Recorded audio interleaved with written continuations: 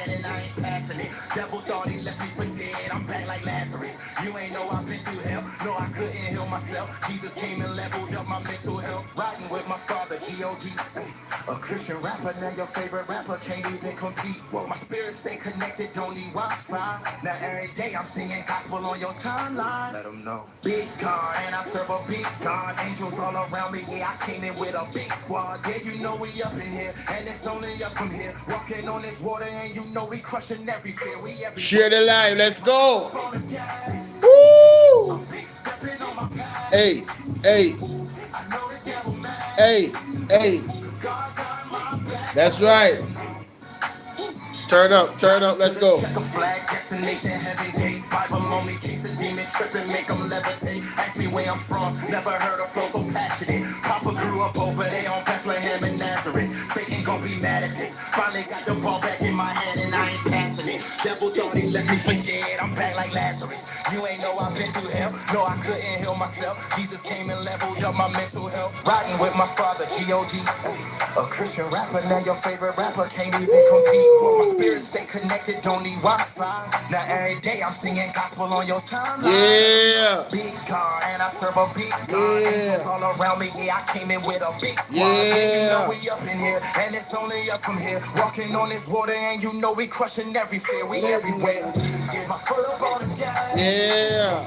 I'm big stepping on my path. That's right. I know the devil mad. He mad. Ah! God got my Back, that's right. Hey man, this is tough, right? Start. Yeah. Check a flag, destination, heaven gates. Bible on me, case a demon tripping, make them levitate. Ask me where I'm from, never heard a flow so passionate. Papa grew up over there on Bethlehem and Nazareth. Satan gon' be mad at this. Finally got the ball back in my hand and I ain't passing it. That's right. Devil thought he left me for dead, I'm back like Lazarus. You ain't know I've been through hell, no I couldn't heal myself. Jesus came and leveled up my mental health. Riding with my father. The devil thing got me there, but I'm back like Lazarus. Come on, man, stop playing. Play that back. Play that back. Play that back. Riding to the checker flag, destination, heaven gates. Bible on me, case a demon tripping, make them levitate. Ask me where I'm from, never heard a flow so passionate. Papa grew up over there on Bethlehem and Nazareth. Satan gon' be mad at this. Finally got the ball. Oh, what happened? Come on, man. Devil is a liar. Stop playing. Yeah, you ain't gonna do all of that. How y'all doing, ladies and gentlemen? Ashy Marcus, what's up? Ashy Marcus, man, listen. You are reading my mind, sister. You are absolutely reading my mind. That is one of the things I'm here to talk about. All right? That's just one of the things I'm here to talk about. Let me get this thing back on, man. Welcome in, guys. Share the live, like the live. Let's get this live to Bolo VNR clips. Let's get this live to 500 likes for Bolo VNR 2.0. Let's get this the likes to 2,000 likes on this particular video. Let's play this back, man. This is tough. Come on. Riding to the checker flag, destination, heaven gates. Bible on me, case a demon tripping, make them levitate. Ask me where I'm from, never heard a flow so passionate. Papa grew up over there on Bethlehem and Nazareth. Satan gon' be mad at this. Finally got the ball back in my hand and I ain't passing it. Devil thought he left me for dead, I'm back like Lazarus. You ain't know I've been through hell, no I couldn't heal myself. Jesus came and leveled up my mental health. Riding with my father, G.O.D. G.O.D. A Christian rapper, now your favorite rapper can't even compete. Spirit stay connected, don't need Wi-Fi. Now every day I'm singing gospel on your timeline. Let 'em know. Big God, and I serve a big God. Hey man, listen, this is tough. I don't know what's going on with this thing, but the devil is trying to take away this flow right now, man. We ain't gonna have it. Come on, stop playing. We're not playing. What's up? What's up, Sassy? Sassy, what's up? What's up, Lorna? What's up, Lorna? How you doing, Lorna? Y'all names changed. I don't know what happened, but it's not saying Sassy, it's saying Lorna. What's up, Lorna? What's up, sweetie pie? Shout out to Nicola. It's your birthday. Happy birthday. All April is your month because you're born the 1st. Big up yourself. All right. Love you. To the moon and back, baby. Hope you're having a wonderful day. All right. Big up yourself. All right, so this thing just shorts out or whatever. I don't know. Oh, I know why. I know exactly why. The reason why it's shorting out is because There's some shorts in that thing right there. So let me change that. Yeah, I messed up. We got Carl Miller in the building. Hey, listen. So I am solely here for the young arm of Jamaica, the young Jamaica, whatever they want name. Yeah, call them to the front of the class. And then me come bout. And then me come bout. May I play this one more time?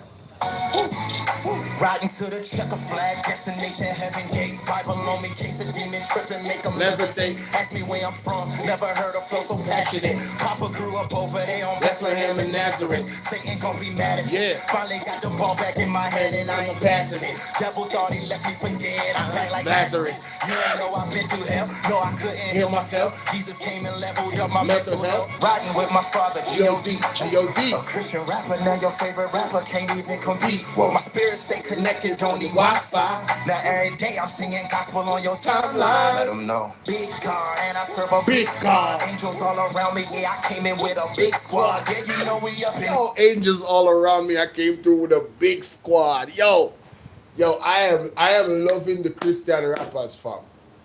Yo, they rhymes is tight. They are talented, and they are talking about the word of God. That is tough. That is tough. It's only up from here, walking on this water, and you know we crushing everywhere. We everywhere. Get my foot up on the gas. Yeah. I'm big stepping on my path. Hey. I know. Big stepping on my past. You gotta forgive yourself. You know what I'm saying? All them things. That's a hard thing for us to do. Forgive ourselves. That's some of the things that be impeding us. Stepping on my past. You know what I'm saying? I know the devil mad. Yo, come on. My back, yeah. Let him know God got your back. Let him know. Now, the big arm, the young arm, the small arm, the you know, I don't want anybody to think I'm attacking a vulnerable group, but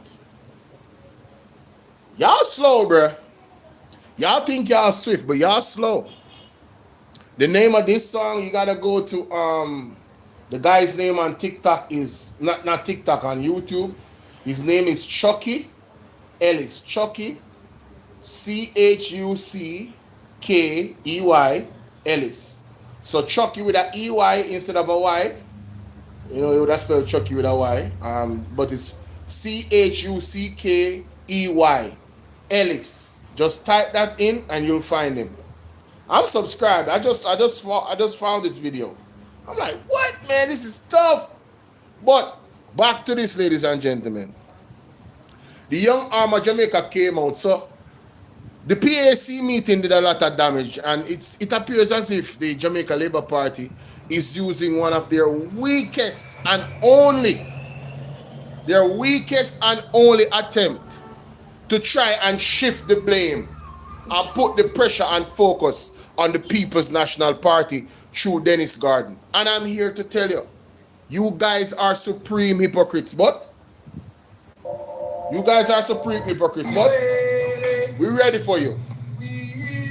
We ready for you. You know what I'm saying? We ready for you. That's right. Come on now. Let's go, chat. Type in "we ready" in the chat with the flame emojis. Let's go. We ready. We ready. We ready for y'all.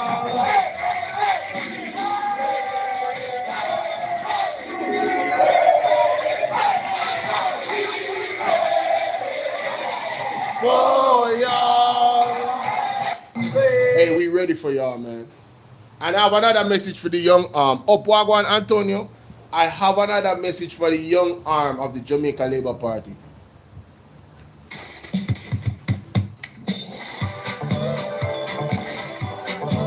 One Peter touch. Ashi Marcus. One Peter touch in a man. Yes. No, this. Oh, why is it so fast? Hold on.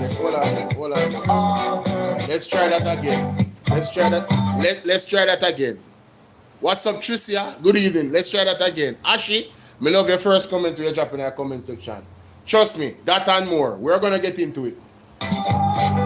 Yes. If you live in a glass house, don't throw stone.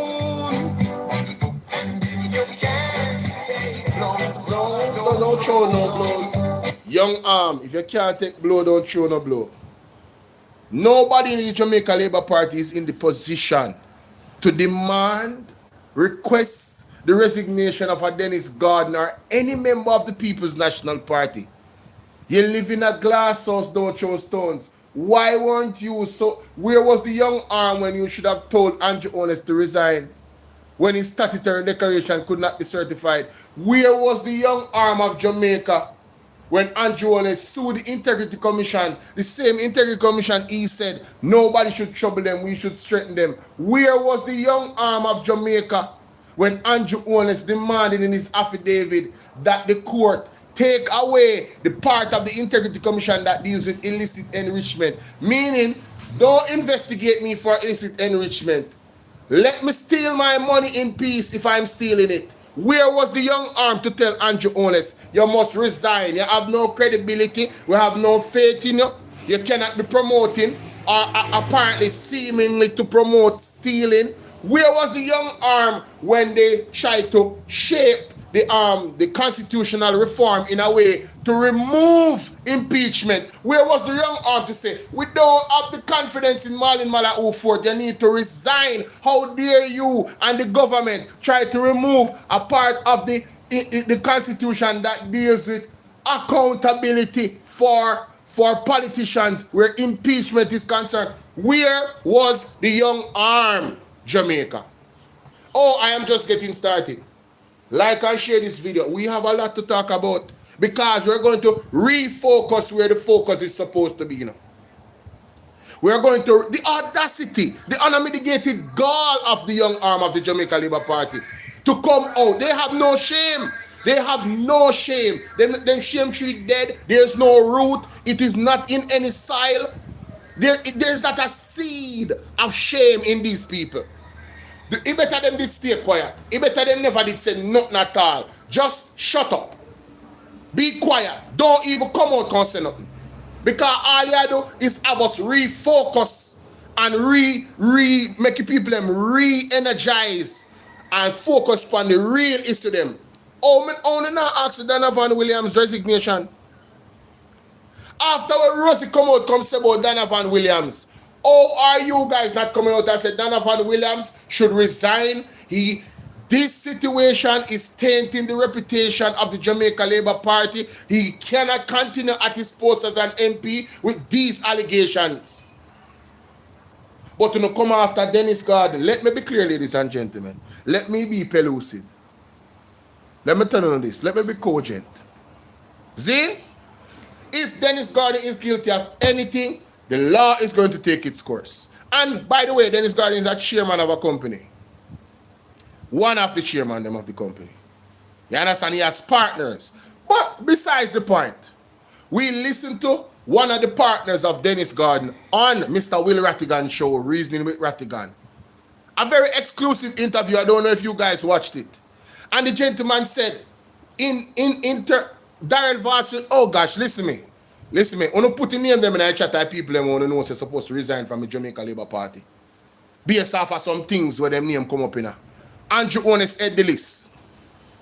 And we haven't heard anything from the young arm of Jamaica to say these people need to resign. But here they come in an article talking about Dennis Gordon should resign. But let me provide context. If you guys listen to the interview on Will Rattigan, I don't want to play it right now because I'm going to dig it up. Let me tell you what the man said. The man said they were approached by the UHWI. They were approached by them to give the people, that the patients that come to the UHWI a cheaper rate than which the UHWI offers them. Because some people can't afford the thing them. You understand? So they say, all right, this is what we're going to do for you. We're going to get you in these machines with the tax exemption, right? And then you offer the services to the ones that cannot afford it at UHWI at a cheaper rate. That is it. Now, Jamaica, I was listening and Mr. Will Rattigan and the brethren was saying, why you never just buy it without the tax exemption? Because see, this look bad. And I agree. It looks bad. But something illegal, is it illegal? Hey, make that go to the courts. If indeed whatever Mark Golding judgment of Dennis Garden is in terms of all the findings of what comes out, I am confident that Mark Golding is going to do the right thing. Dennis Garden resigning, that would be premature based off what we're hearing, because UHWI came to them for help to offer these services to the people at a cheaper rate, which they were doing. Now, another caveat to the story is this. The man that was on the platform of Mr. Will Rattigan said they are going to pay the taxes. They are just going to pay the taxes. If they pay the taxes, what else? If they get a penalty and then pay it, what else is there? I don't think there's prison time for that. There were several companies that had $4 billion that they fleeced the government, and the government got the $4 billion. The company they never lock up the people. So if they pay the money and pay any what you would call it now, sanction fee, I mean their reputation would be, you know, people would be looking at them like, some people looking at them away. Outside of that, them still offer the services. They said they would still offer the services to the people after paying the taxes. Dennis Garden Company representative said that they would offer the services to the people from UHWI that cannot afford it at UHWI at what's it called, Jack Den? Yes. So that is the story behind UHWI and the tax exemption for Jack Den. Now there's 3 other companies that have been revealed, Jamaica. 3 other companies that have been revealed. Right? The other companies are Supreme Laundry Services, Willman Sales, Scientific Medical Services. Now, it is interesting. These companies now are now under our radar because it was mighty interesting that Dennis Garden's affiliation with that company was the one that was leaked by UHWI. Leaked. How it leaked, I don't know. But it appears as if UHWI have some connection to the government or entities that are run by the government where they get these leaked information. It's the same thing that happened when the Integrity Commission sent the documents for the report to the House of Parliament. As soon as they released the documents, right after that, information leak, before the documents were ready in Parliament for everybody to know. You can come to your own conclusion about why that is. But that is the reality, Jamaica. After it leaves the Integrity Commission, that's when the information is leaked. They also tried to attack the good brother, Dr. Alfred Dawes. And Dr. Alfred Dawes let it be known that, listen, my name is on it because they approached me, but I've never worked for them. It never panned out. And it done right there, so it done, Jamaica. There's nothing else then coming from that. It's over. Finito. So now they're grasping at straws because you see the layers are being peeled. The layers are being peeled back about who truly is responsible in many different levels of corruption in the country. Alright? So here comes the young arm now with this article. I don't think it's a long article. Yes, it's not. So I'm going to let the computer read it. See? Listen to this. Oh, by the way, the young arm of Jamaica, all the other issues that have come up, the FID president, did you guys call for him not to be a part of the FID? Yeah, man, like up the live, guys. You know, the like button right up here, so somewhere. Yeah. Somewhere up here, so yeah, just like up the live. Did you guys call for that? Let's go. Jamaica, the youth arm of the governing Jamaica Labour Party, is calling for the resignation of opposition member of Parliament Dennis Gordon following confirmation that his company, Jackton Limited, is one of the entities that benefited from the University Hospital of the West Indies, UHWI, misuse of its tax-exempt status to import items for the entities. In a statement on Wednesday, Young Jamaica said it took note of confirmation during Tuesday's sitting of Parliament's Public Accounts Committee, PAC. that Jackton Limited was among the multi-million-dollar beneficiaries of what the Auditor General previously described as the unlawful and inappropriate use of UHWI's tax-exempt status. Now, Jamaica, did they take notice that 22 files were missing, that the place flood out, and them disappear? Did they take notice that there were several flaws in the system that was sent to the board, headed by the CEO or chairman that is on leave? Did they ask for his resignation where these activities were concerned? No, but they came for Jackton and Dennis Garden. This is purely foolish political arguments. This has nothing to do with the young arm wanting justice for anything. They just want to make the PMP look bad, to take off the light, the bright light that is on the JLP. They want to dim that light. But today, we're going to shine the light again, ladies and gentlemen. We're going to shine the light on them again, because what? If you live in a glass house, you can't throw stone, brother. Peter Touch tell you, you can't throw stone when you live in a glass house. You might. Let me go and play with the fool I say. So hold on. Status. Gordon, who is also chairman for Region 3 of the Opposition People's National Party, PNP, and member of parliament for East Central St. Andrew, is the owner and chairman of Jackton Limited.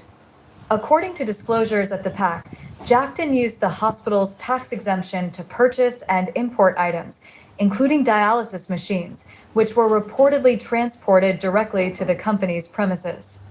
An audit report found that UHWI improperly utilized its tax-exempt status to import goods on behalf of private entities. So the UHWI improperly utilized its tax exemption status. So the blame goes to the UHWI, the sheer blame. Who run the UHWI? Who is the CEO? Who is the oversight of the UHWI? The Ministry of Health, because 68% of our tax dollars go to them for fund them. We fund 68% of the UHWI operations. So this goes, them argument is baseless. Even in the Auditor General report, found that the UHWI improperly utilized its tax exemption status to import goods on behalf of private entities. If the UHWI did not sanction the use of the tax exemption, there would be no tax exemption. So how do you say, yes, the Dennis Garden need to resign? No. You're trying to move the focus off of the CEO, which is such man friend, allegedly, the Manchester boys, Carl Bruce and the next one, and them you're supposed to talk about firing, and Christopher Tufton. If you're not calling on the resignation of Christopher Tufton, the young arm of the Jamaica Labour Party, you have no credibility. Go away. You guys are ants under my boot. Go away. Right? Insignificant. Hypocritical. You guys don't love Jamaica. You're not patriots of this country. Because if you were, your first focus would be Andrew Onis, Christopher Tufton, in this order, where this is concerned with the UHWI. Andrew Onis, Christopher Tufton, Carl Bruce, and what the next brother name? Because I don't want to forget him. What the next brother name? The CEO of UHWI. The chairman of UHWI. Chairman of UHWI. Somebody calling me. What go on, brother? Yeah, man, I'm the panel live right now. Yeah, I want to get,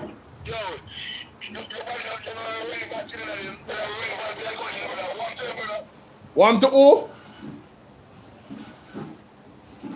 What you say? Nah, yeah. Yeah, sir.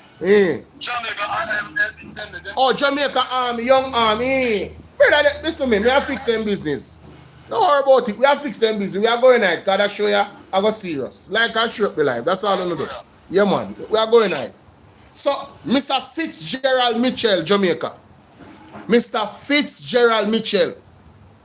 Carl Bruce, Christopher Tufton and Andrew Owens is the first to head the list of resignation. If you don't not call their name, not call nobody name.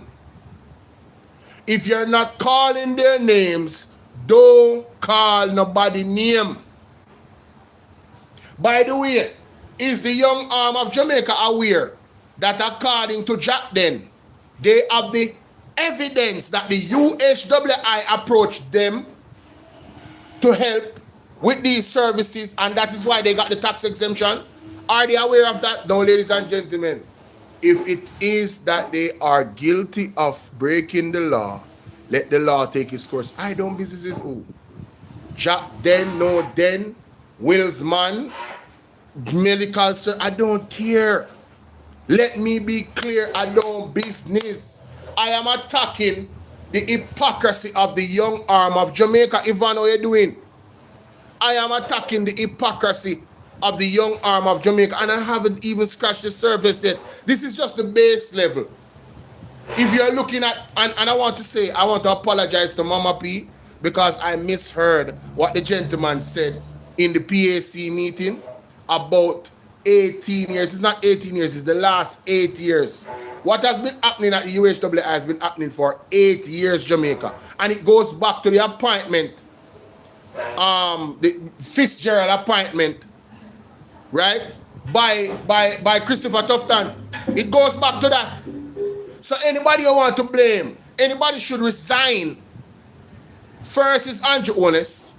Second is Christopher Tufton. Are the two of them at the same time? Fitzgerald and Carl Bruce. Those people are the persons to resign, Jamaica. And keep that in mind, because when we start to dig into the information, you're going to understand why I'm saying that. I'm not just taking that out of a hat. Right? Let's continue. So Fitzgerald Mitchell is the person that is the chief executive officer that is on vacation right now. That ducked the PAC meeting. That should have been there to answer questions that the acting CEO cannot answer. So this is very well coordinated as far as I'm concerned. You know. Yeah, man, go on a vacation because I'm going to ask about a question and we don't want the police to ask any question. That you might perjure yourself. Mighty God. Jamaica, 22 files went missing. The place flooded out and the water dissolved the files them. They disappeared. But other files that were wet is still there. I just them 22 files there alone. What could be in those 22 files? Who would it implicate? Could it be some people in the Jamaica Labour Party? Could it be? You remember when the Integrity Commission General there, they get shot after? Right?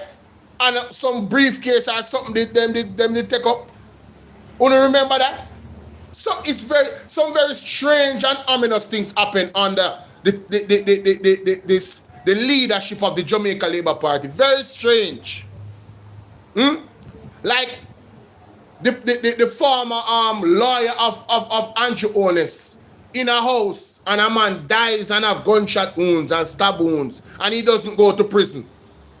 So some very strange thing happens under the Jamaica Labour Party when they are in power. Very strange. No sign of a break-in, but Patrick, when name Patrick, what the lawyer name, guys? Somebody help me. Patrick something that. Right? He's free like a bird. Under any other circumstances, if somebody was in my house and nobody no breaking in my house and me and them in there, and me tell the police I was 2-3 feet away or 4 feet away in the other room. I was sleeping. I never hear nothing. But this person was shot and this person was stabbed. Patrick Bailey. This person was shot and this person was stabbed. And I did not do it. Jamaica, I will be going to prison. But the lawyer, the former lawyer for Andrew Owens is free like a bird.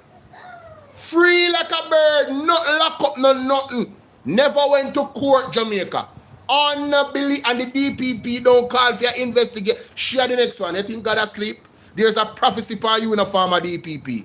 God is not. Uno, me say what uno do, I uno know what uno do. God not sleep. God know everything. Me not know enough, but God know. Me just I look at the thing and I say, no, that's strange. But God knows. All I wanna come down. Every last one I know. So, back to young Back to the young arm of the JLP. When talking about Dennis Gordon for resign, make sure someone put some other people in a JLP in front of the list there. Yeah, man. Make sure you do that. Make sure you do that. Let's go to one of the person that want me to put on the list. Fresh like a butter, like 2 scoop. Hey, listen to me. Listen to this. We just touch on it a little bit because we have other things to talk about. We just make the points, you understand? We just make the points. Go through Rosie.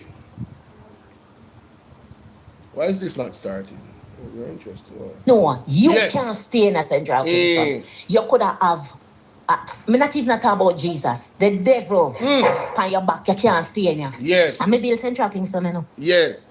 And me build Central Kingston. Ramon in I'm yard when me build Central Kingston. And you're going in I'm yard, go tell it. Come on, man. You want so much money for? Me give $6,000, me give $7,000. I always tell Donovan that can't help nobody. I always tell him, say Donovan that cannot help nobody. The people them never used to that from me. If them used to it from you, them never used to it from me. The other day, in a Christmas, I gave you a budget. Not this Christmas, last year Christmas. I gave you a budget for the Christmas work. No, it never have on anything for the old people them and this and that, apart from the treat when I did keep. And I knew that there were some people in need. In terms of your, Tree, somebody this is did for to the get AG and her team. $50,000 each. Ramon did to get 50,000. Chris did to get 50,000, and Yo-Yo was to get 50,000. Everybody else get their money apart from those 3 persons. Because I shared that money and give the old people them to give out. The people them some $5,000. You told Ramon that I gave you a list with Ramon name on it, that Ramon was to get money.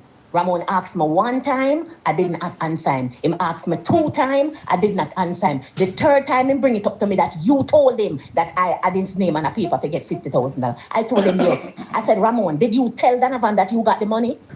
No. I said, January when the gully did a clean in a Raytown. I told Yo-Yo, because I go foreign and leave the money. I told Yo-Yo, give Ramon $50,000, give Chris $50,000, and you take your $50,000, and me make him pay out the rest of money. I asked Ramon the question if him they tell you say him they get the money, and him say no. Ramon got him Christmas money the January. Ask Liad Ramon. Ask Carrie News, and Carrie got bring come Ramon. Ask him. If him never get the $50,000 afterwards. So when you and him a conspire and him a tell you say him never get no money Christmas, and you a tell him say me give a list. Yes, I gave you the list with Ramon name on it. But I diverted the money, Yo-Yo, Chris and Ramon money to the poor, the old people them in the era when need it. But January Ramon got back the money, and I told you, Donovan, that I gave Ramon, and you asked me why me give him $50,000.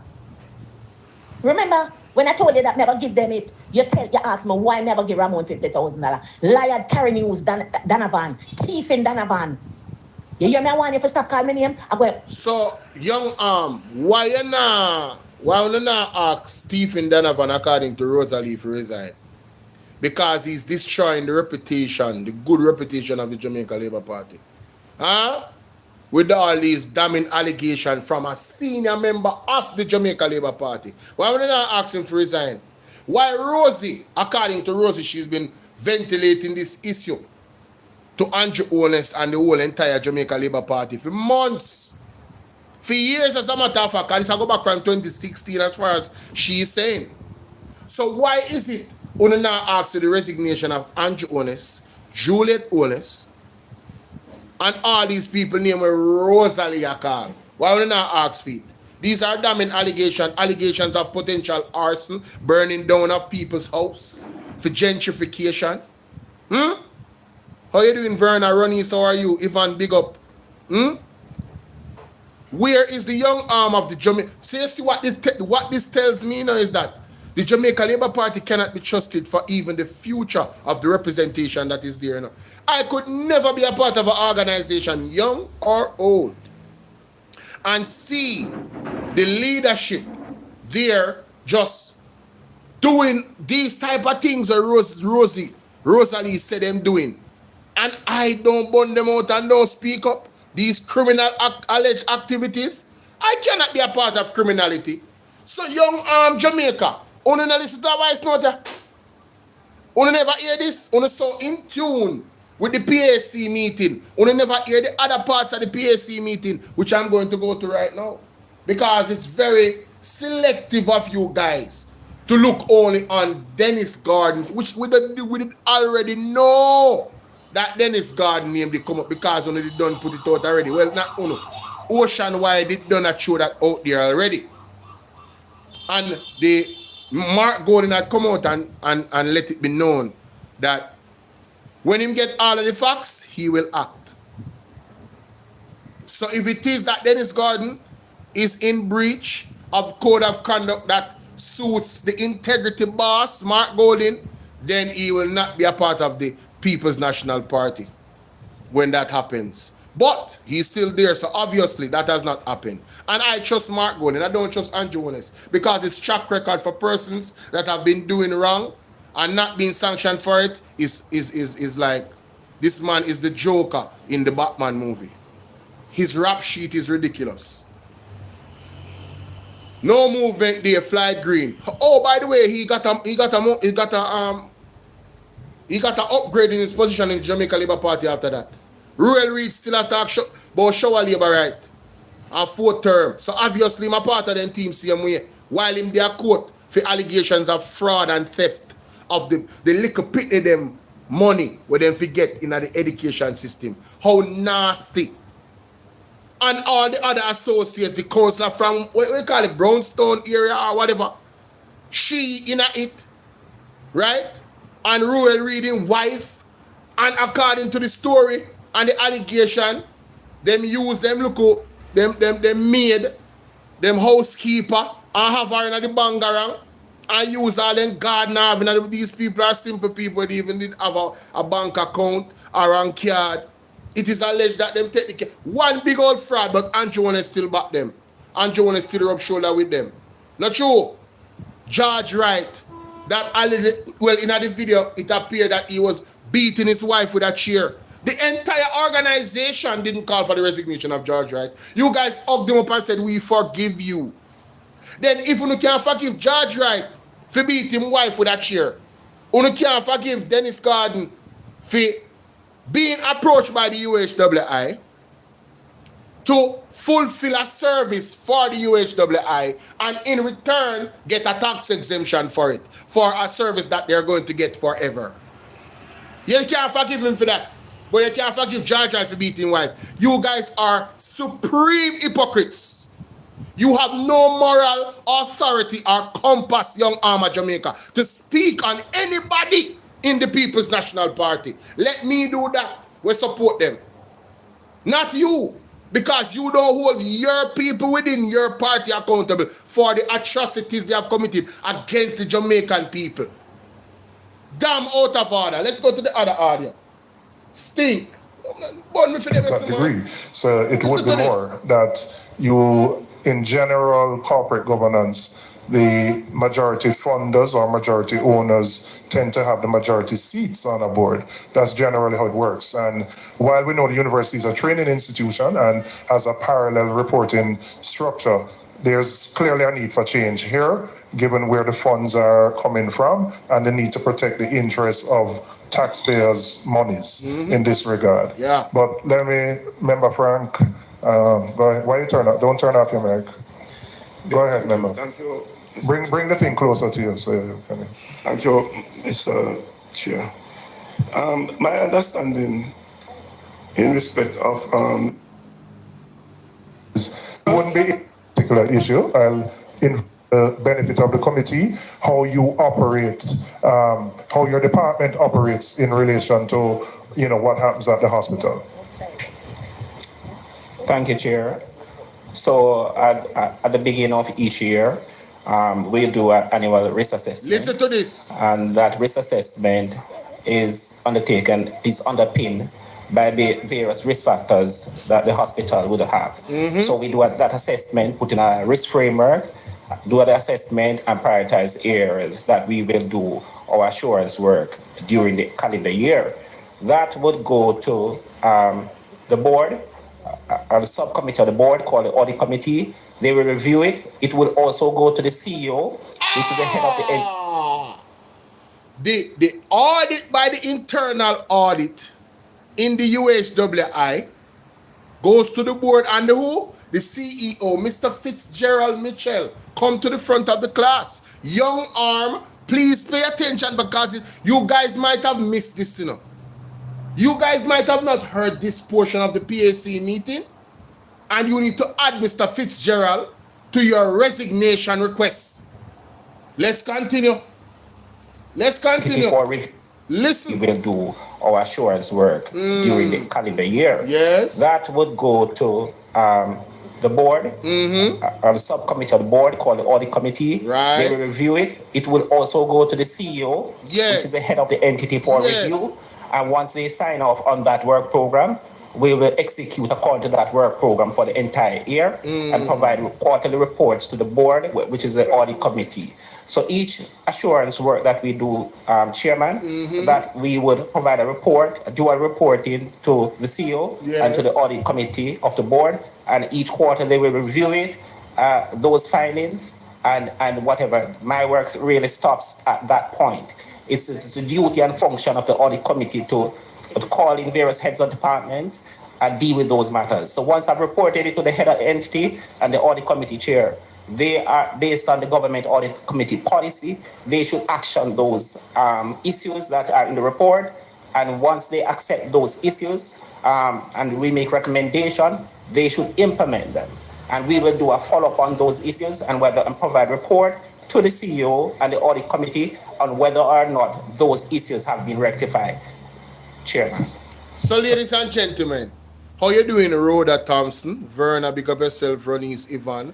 I am Macri. Let me just give some shout outs. We have Sassy D in the building. We have Asheen in the building. We have Maria. Bolo, from I was a young youth, I was taught anywhere labor I go. Long finger brother, them no PMP, MP has ever gone to prison, only JLP. Antonio, big up. We have Bloomy. How you doing, Bloomy Coleman? Donna Whitaker, how you doing? Bless up yourself.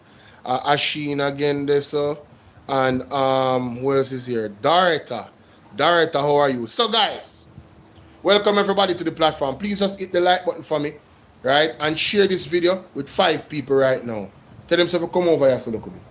Jamaica, Mr. Fitzgerald is the CEO. He's on vacation. What he's talking about is how the system works, where the internal auditors are concerned of the UHWI. The internal auditors audit, when they see issues, they send the issues in the report to the board and the CEO. And he's letting us know, good night from London, how are you doing, Curdell? One long time to see you. So the people that are on the board and the CEO are the ones who implement Beverly, the ones who implement the changes recommended by the board, by the internal auditors of the UHWI. They do an audit every month, right? And they do an audit annually and every month and every quarter. All right. So based off those letters and reports that they send to the CEO, Mr. Fitzgerald Mitchell, and the board, whoever the board members are, now they have to fix the problem. On that basis, Jamaica, every single problem that has been going on with procurement's process, Farquharson High, all those problems that has been highlighted in this report by the Auditor General. You know who is to be blamed for them not changing? The CEO, Mr. Fitzgerald, and the board. Why isn't the young arm of Jamaica calling for the resignation of Christopher Tufton's friend from Mandela High School? Why him not call for them resignation? Some unknown Libra. Why? Why are they only calling for the resignation of Mr. Dennis Gordon that has no power or authority at the UHWI? The breaches that happened there is not because of him. Him never give himself or his company a tax exemption, and I already explained how that came about uniquely. If you're late to class, make sure so on wipe on the foot and on press up the like button and share with 20 person.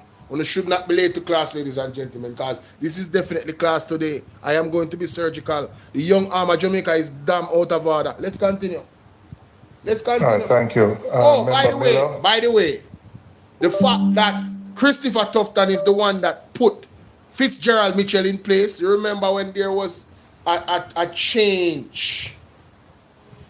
You remember when there was a change to happen at the UHWI, and the change that was coming was a lady from England that was highly qualified to turn things around. Who was responsible for her not getting the job and Fitzgerald Mitchell getting the job? Christopher Tufton, Jamaica. So him are the one that is to be blamed for all that is happening at the UHWI. All the breakdown, therefore he should resign. The fact that Andrew Ones allowed Christopher Tufton to operate in the way that he's operating, Andrew Ones need to resign too. Point one. That's a 1 point. Why they need to resign. Let's continue. and then Member Cousins. Thank you, Chair. Is home, what's it? Ms. Blake or your designate to answer that question for me. Guided Chair. Good morning, everybody. Just indicate your name and position. My name is Jovel Barrett. I am the Chief Public Procurement Policy Officer at the Ministry of, which approves contract above 6. Then on the risk factor, we set thresholds between the law straight. The government, they don't have a system where. Well, So where You have an ex Listen, I'm officio not going to go through all of it. I'm skimming through for the important parts that I want you guys to listen to. yes. generally for most. Audit executive would conduct his audit in accordance with his plan. The audit committee is made up of the board members.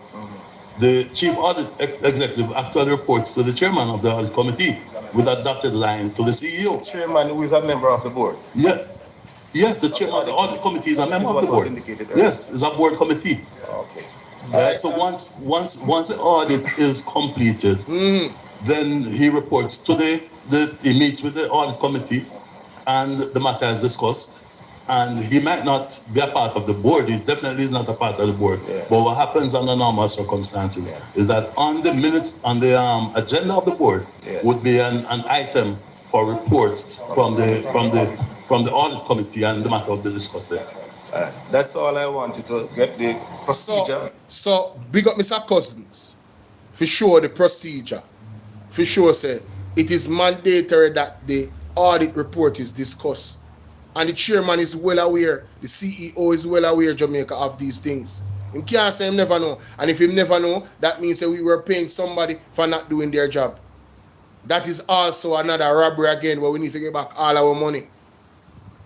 Not true? Let's continue. Because we're going to get into the meat of the matter later. Right. Thank you. I will report administratively to the CEO and functionally to the audit committee. So everything to the minutes to see we're doing. Member Hamilton. Listen to that question from Member Hamilton. All right, just repeat your question. I want to expose Tufton. Listen to this. There is an audit finding that states that contracts were approved by the CEO without documented evidence of evaluation or procurement committee review. And Jamaica, when you hear that? Fitzgerald Mitchell come to the front of the class. And young arm, if you never did hear this, Fitzgerald Mitchell should be at the front of your resignation request. Listen, but you don't come for Dennis Garden, or no other. Listen to what she has said, Jamaica.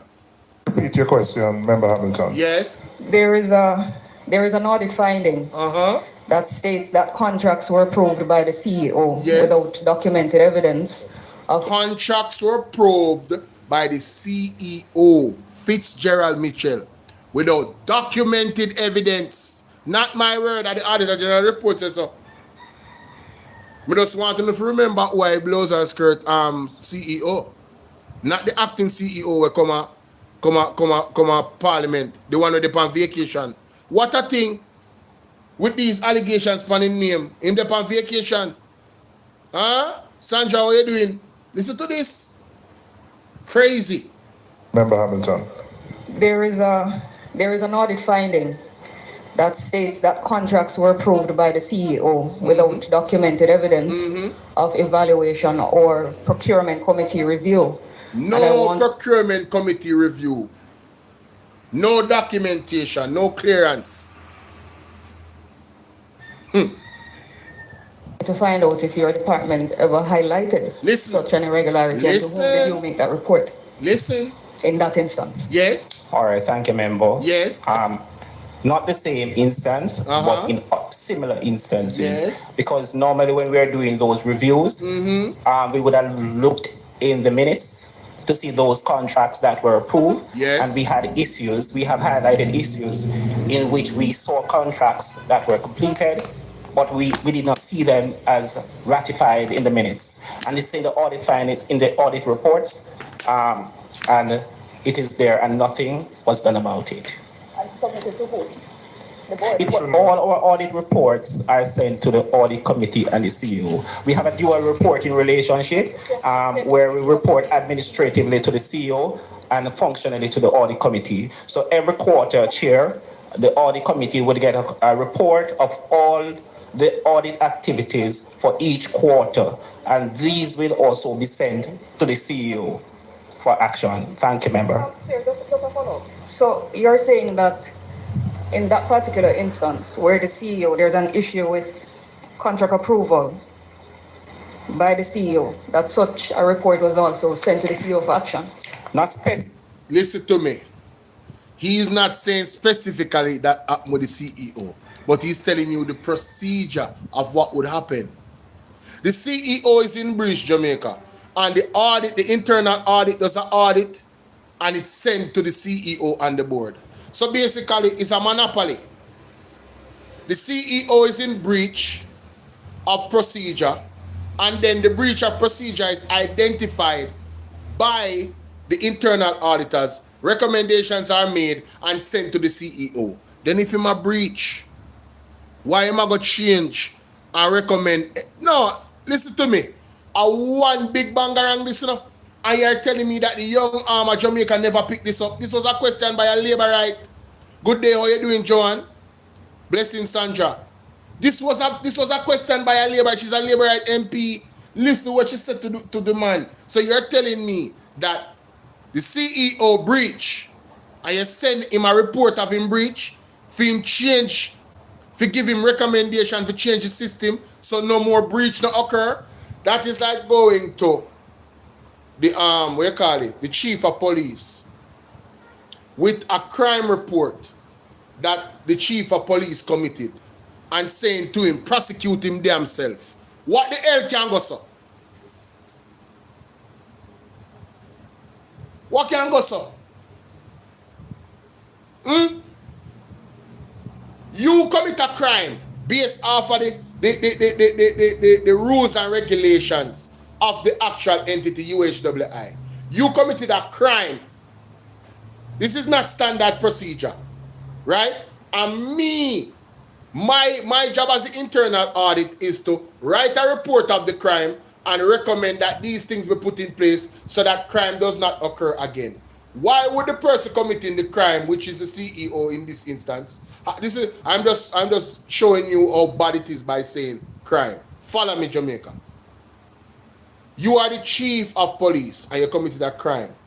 And the investigating officer, which is the internal auditors, did a report on the crime and basically closed the case that you were the one that committed the crime as a chief. And they give you the report. Because you have no power to arrest the chief. Yeah, tell the chief, say, listen, we know you commit a crime. Put these guardrails in place so you can't commit it anymore. What the hell can go so? What can go so, Jamaica? Make it make sense in a Jesus mighty name. Make it make sense. A young arm of Jamaica come out in an article talking, say, they are asking for the resignation of Dennis Garden. I want to ask the resignation of Fitzgerald Mitchell, and Christopher Tufton, and Andrew Wallace. I'm sick down the head, man. I'm sick. I'm sick. We don't need psychiatric evaluation. Some screw loose in a phone head. We definitely know so nobody in the young arm of Jamaica cannot represent anywhere in Jamaica politically. Because they are obviously mad people. Or them just inherently corrupt or both. The corruption just spread. If the head of the stream is corrupt, the entire river of the JLP, future leadership and present is corrupt. That is where it's at right now. Unbelievable. Remember. Just a follow-up. Listen to So this. you're saying that in that particular instance where the CEO, there's an issue with contract approval by the CEO, that such a report was also sent to the CEO for action? Not specifically speaking to that particular issues. I'm saying, remember, that were similar issues. But that is what you're saying would happen when you have a report about an irregularity. It goes to the CEO and the chairman of the audit committee of the board. Yes, member. For action to be taken. Yes, member. Yo, she had nothing more to say, bro. Because he doesn't want to say it, but he's saying it. He's saying it. You're giving the person that committed the crime the report to fix the things so no more crime to commit. It is a breach.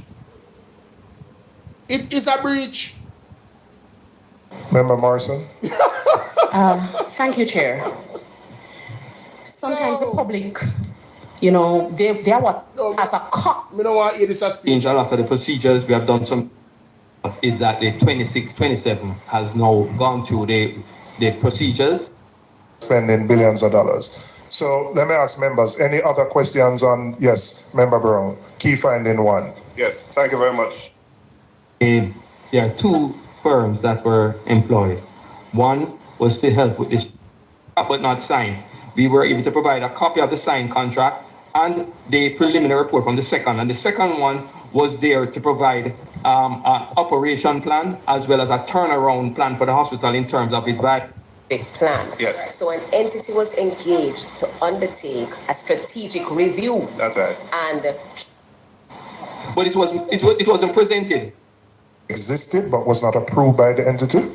It was not approved by the board. It wasn't approved by the board? No. But it existed? Yes. Right. Okay. That's right. One provided a plan which went to the board but was not approved by the board. Strategic aid another 90, which comes up to about the 186,000. Now, I'm not even going to touch upon the outside entity them with the $180 million. I'm not even touch upon that. In the past, some were not things as the out.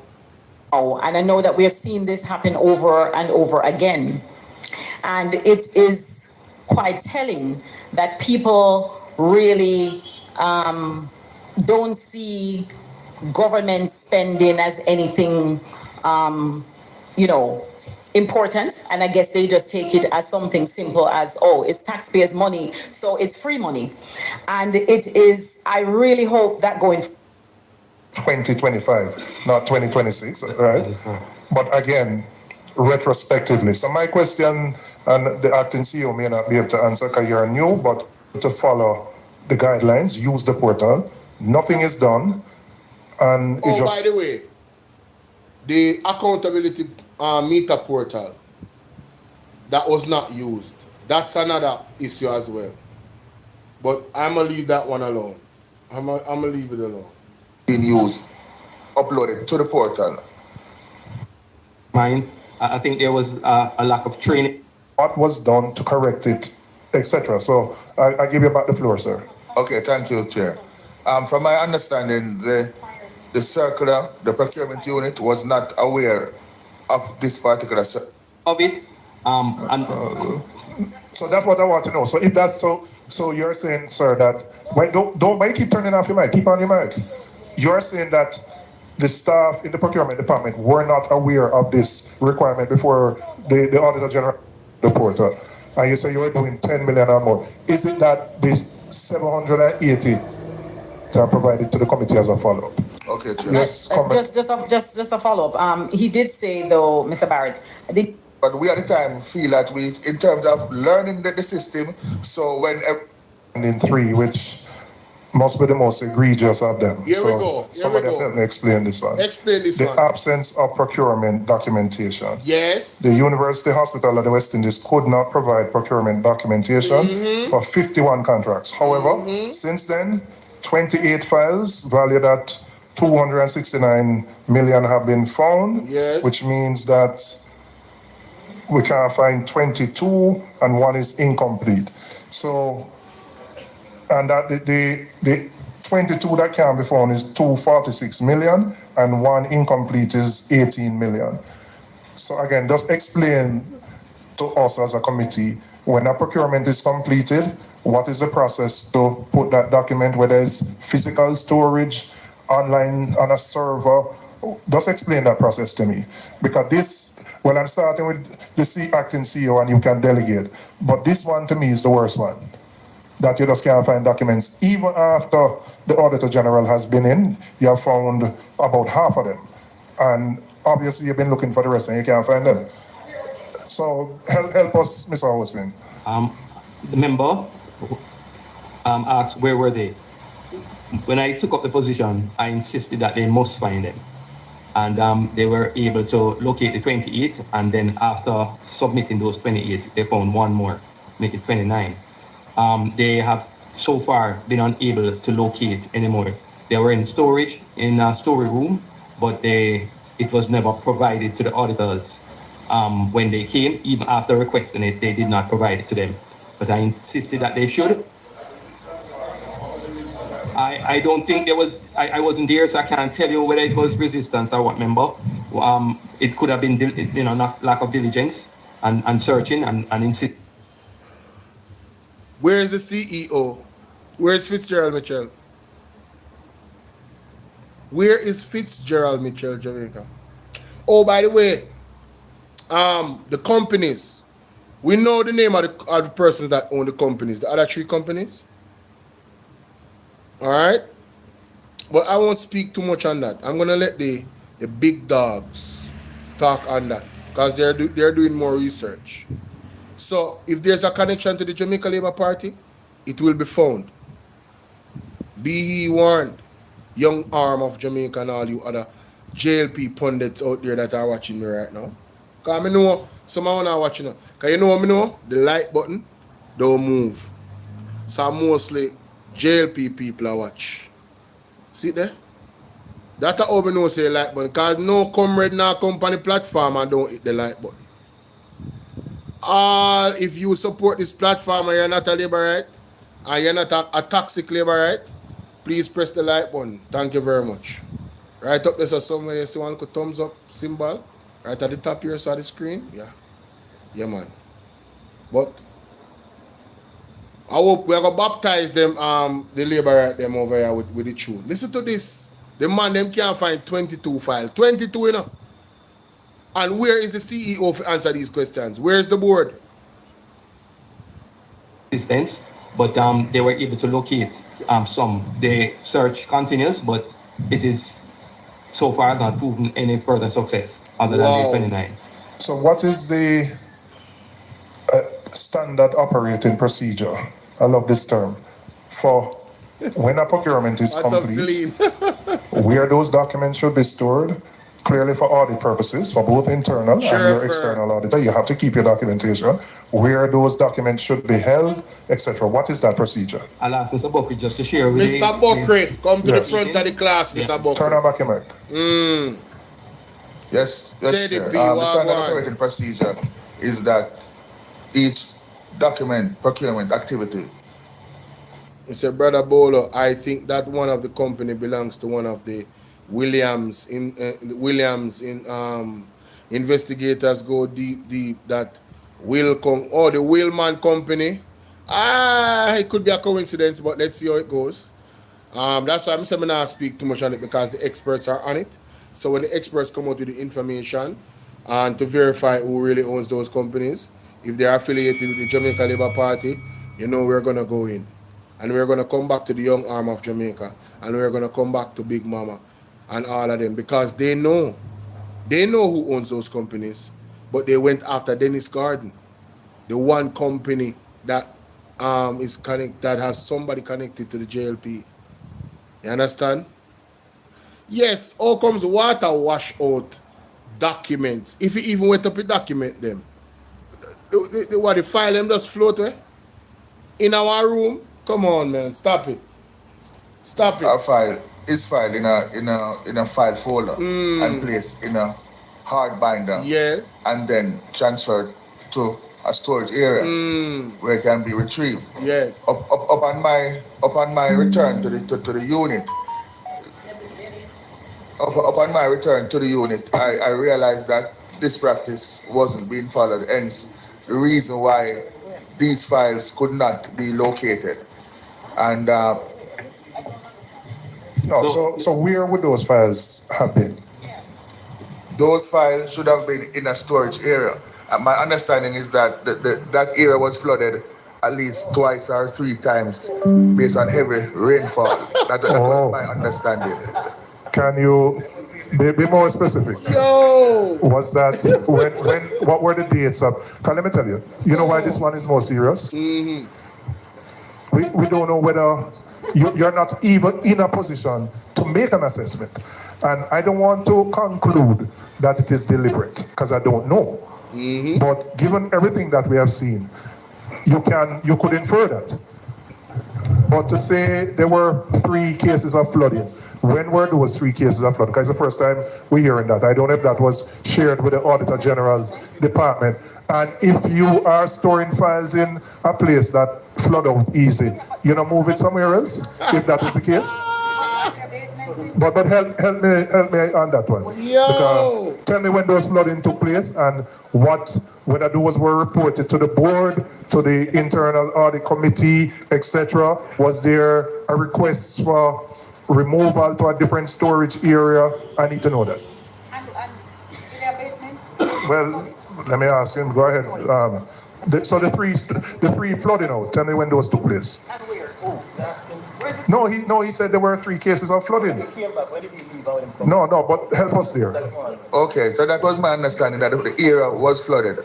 When? I didn't get the specific. I'm not aware of the specific. But while I was not there, I understand that the area was flooded. No, so all right. Is there anybody who can? Because this is the first. This wasn't reported to the Auditor General when she did her review. So it's the first time we're hearing this issue about flooding. So I would like, as part of... That is significant. That is significant. The fact that the Auditor General did not get this memo to put in her report. That a flooding is the reason why the documents are missing. Jamaica, if there was ever an excuse being made for why these documents are not presented, you know this is a cockamamie excuse, right? Something in those 22 files is damning to somebody and implement somebody that does not want to be known. That's my opinion. It is my opinion that those 22 files must be found in the name of Jesus, so we can come to a closure of who is really need to be fired. Not Dennis Garden, but who really need to be fired. That's what we need, Jamaica. We need to go on our knees and pray for these 22 files to be revealed. If it's somebody that come as a witness, or persons that come as a witness because God has spoken to their conscience, whatever the case might be, Father God, nothing is impossible for you. I would love for these 22 files that washed away to come back to us on the River Nile. Because the River Nile it wash away. One of the alligator them under the river, swallow the file them, swallow the 22 file them, or then a 22 different alligator. This come like one movie to blows and skirt. The place wash out. How is it that, who you blame for this? Furthermore, Jamaica, the man have a filing cabinet. And the filing cabinet, the place flood out. And the reason why the documents them missing, them say them have a filing place, it get full up. And instead of bringing more filing cabinet, then just start put the thing them in our room and pack them up in our unprofessional way. And when them come to the parliament now, at the PAC meeting, them are gonna make them know, say, listen, we have fixed the problem, we have brought in filing cabinets. Yo, the level of incompetence. The entire board members then forget fire. The CEO, anybody will have anything to do with the appointment of the CEO need to get fired, which is Christopher Tufton. Because when the board was there before and there was a recommendation for somebody to fix the problems at the UHWI, Christopher Tufton took things in his own hands. So he should take the blame for the erosion and mismanagement and skullduggery and malpractice and theft that has occurred at the UHWI.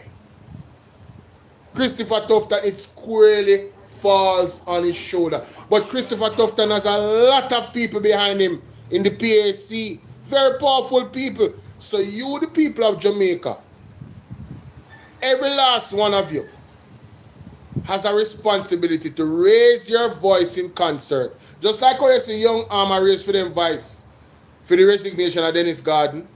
We need to raise our voice in concert for the resignation of the people who truly is responsible for these crimes at the UHWI, because our tax dollars fund them.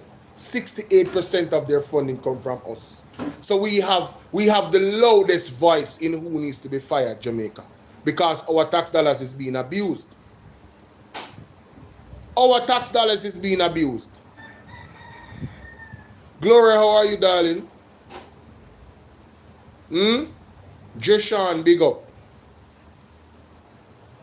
Listen to this madness. Your report to tell us specifically when the flooding took place and whether when those incidents took place, whether management was informed, whether a corrective thing was put in place, whether it's flooding from the roof, the floor, whatever, to mitigate against that. We could never accept that 50% of documents valuing $280 million can be found because flooding. Madness, fam. Because flooding. Madness. I mean, you haven't even assessed the ones you have found yet to determine whether they follow in proper procedure. But if there was flooding, how come they found some? Well, we need help. Who can help us with that? Hold on. Internal auditor? You can help us with that? Hold on. Because, you know, Juliet Cuthbert? Juliet Cuthbert asks a critical question. I shouldn't even know if she help sink. I don't know if she knows if she help sink Christopher Tufton at the end of the day. Listen to the question.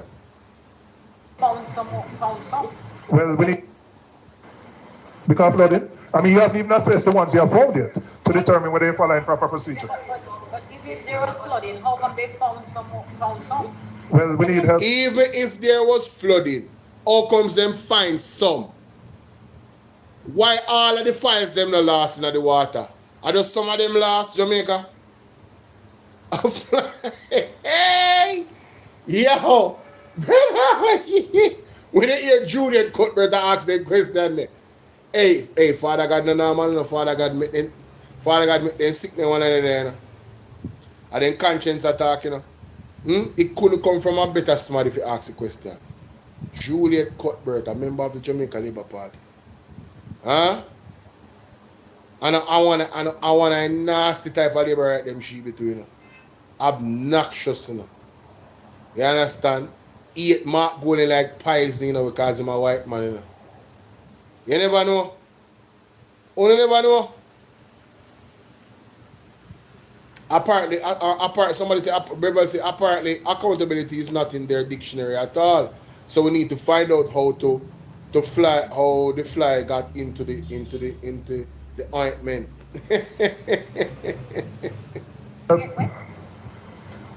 Who can help us with that? Internal auditor? You can help us with that? Because, yes, some were found. 28 were found. So it must be from the same era of flood out, where you find the 28th. So why can't the other 22 be found? Mr. Internal Auditor, help us here. We're, again, in conducting, you have to release your mic so I can turn on this. Hey, I'm not telling a lie, the Internal Auditor nervous, you know. IPAC meeting, you know. In nervous, bad. In not comfortable.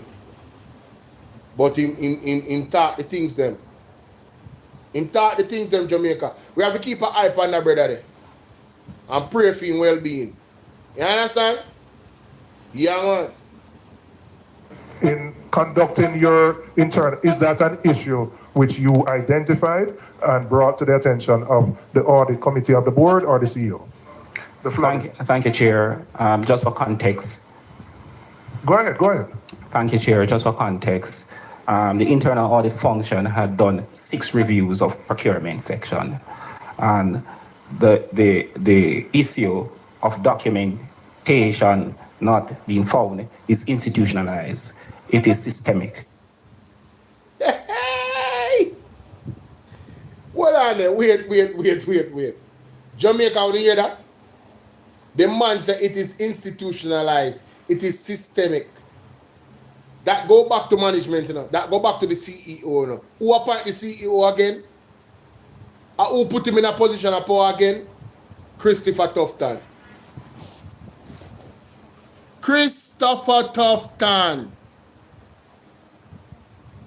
You see who the blame later?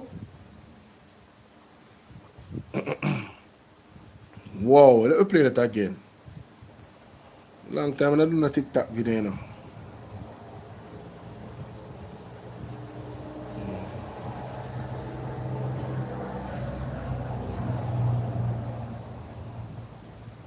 Me a second, the people.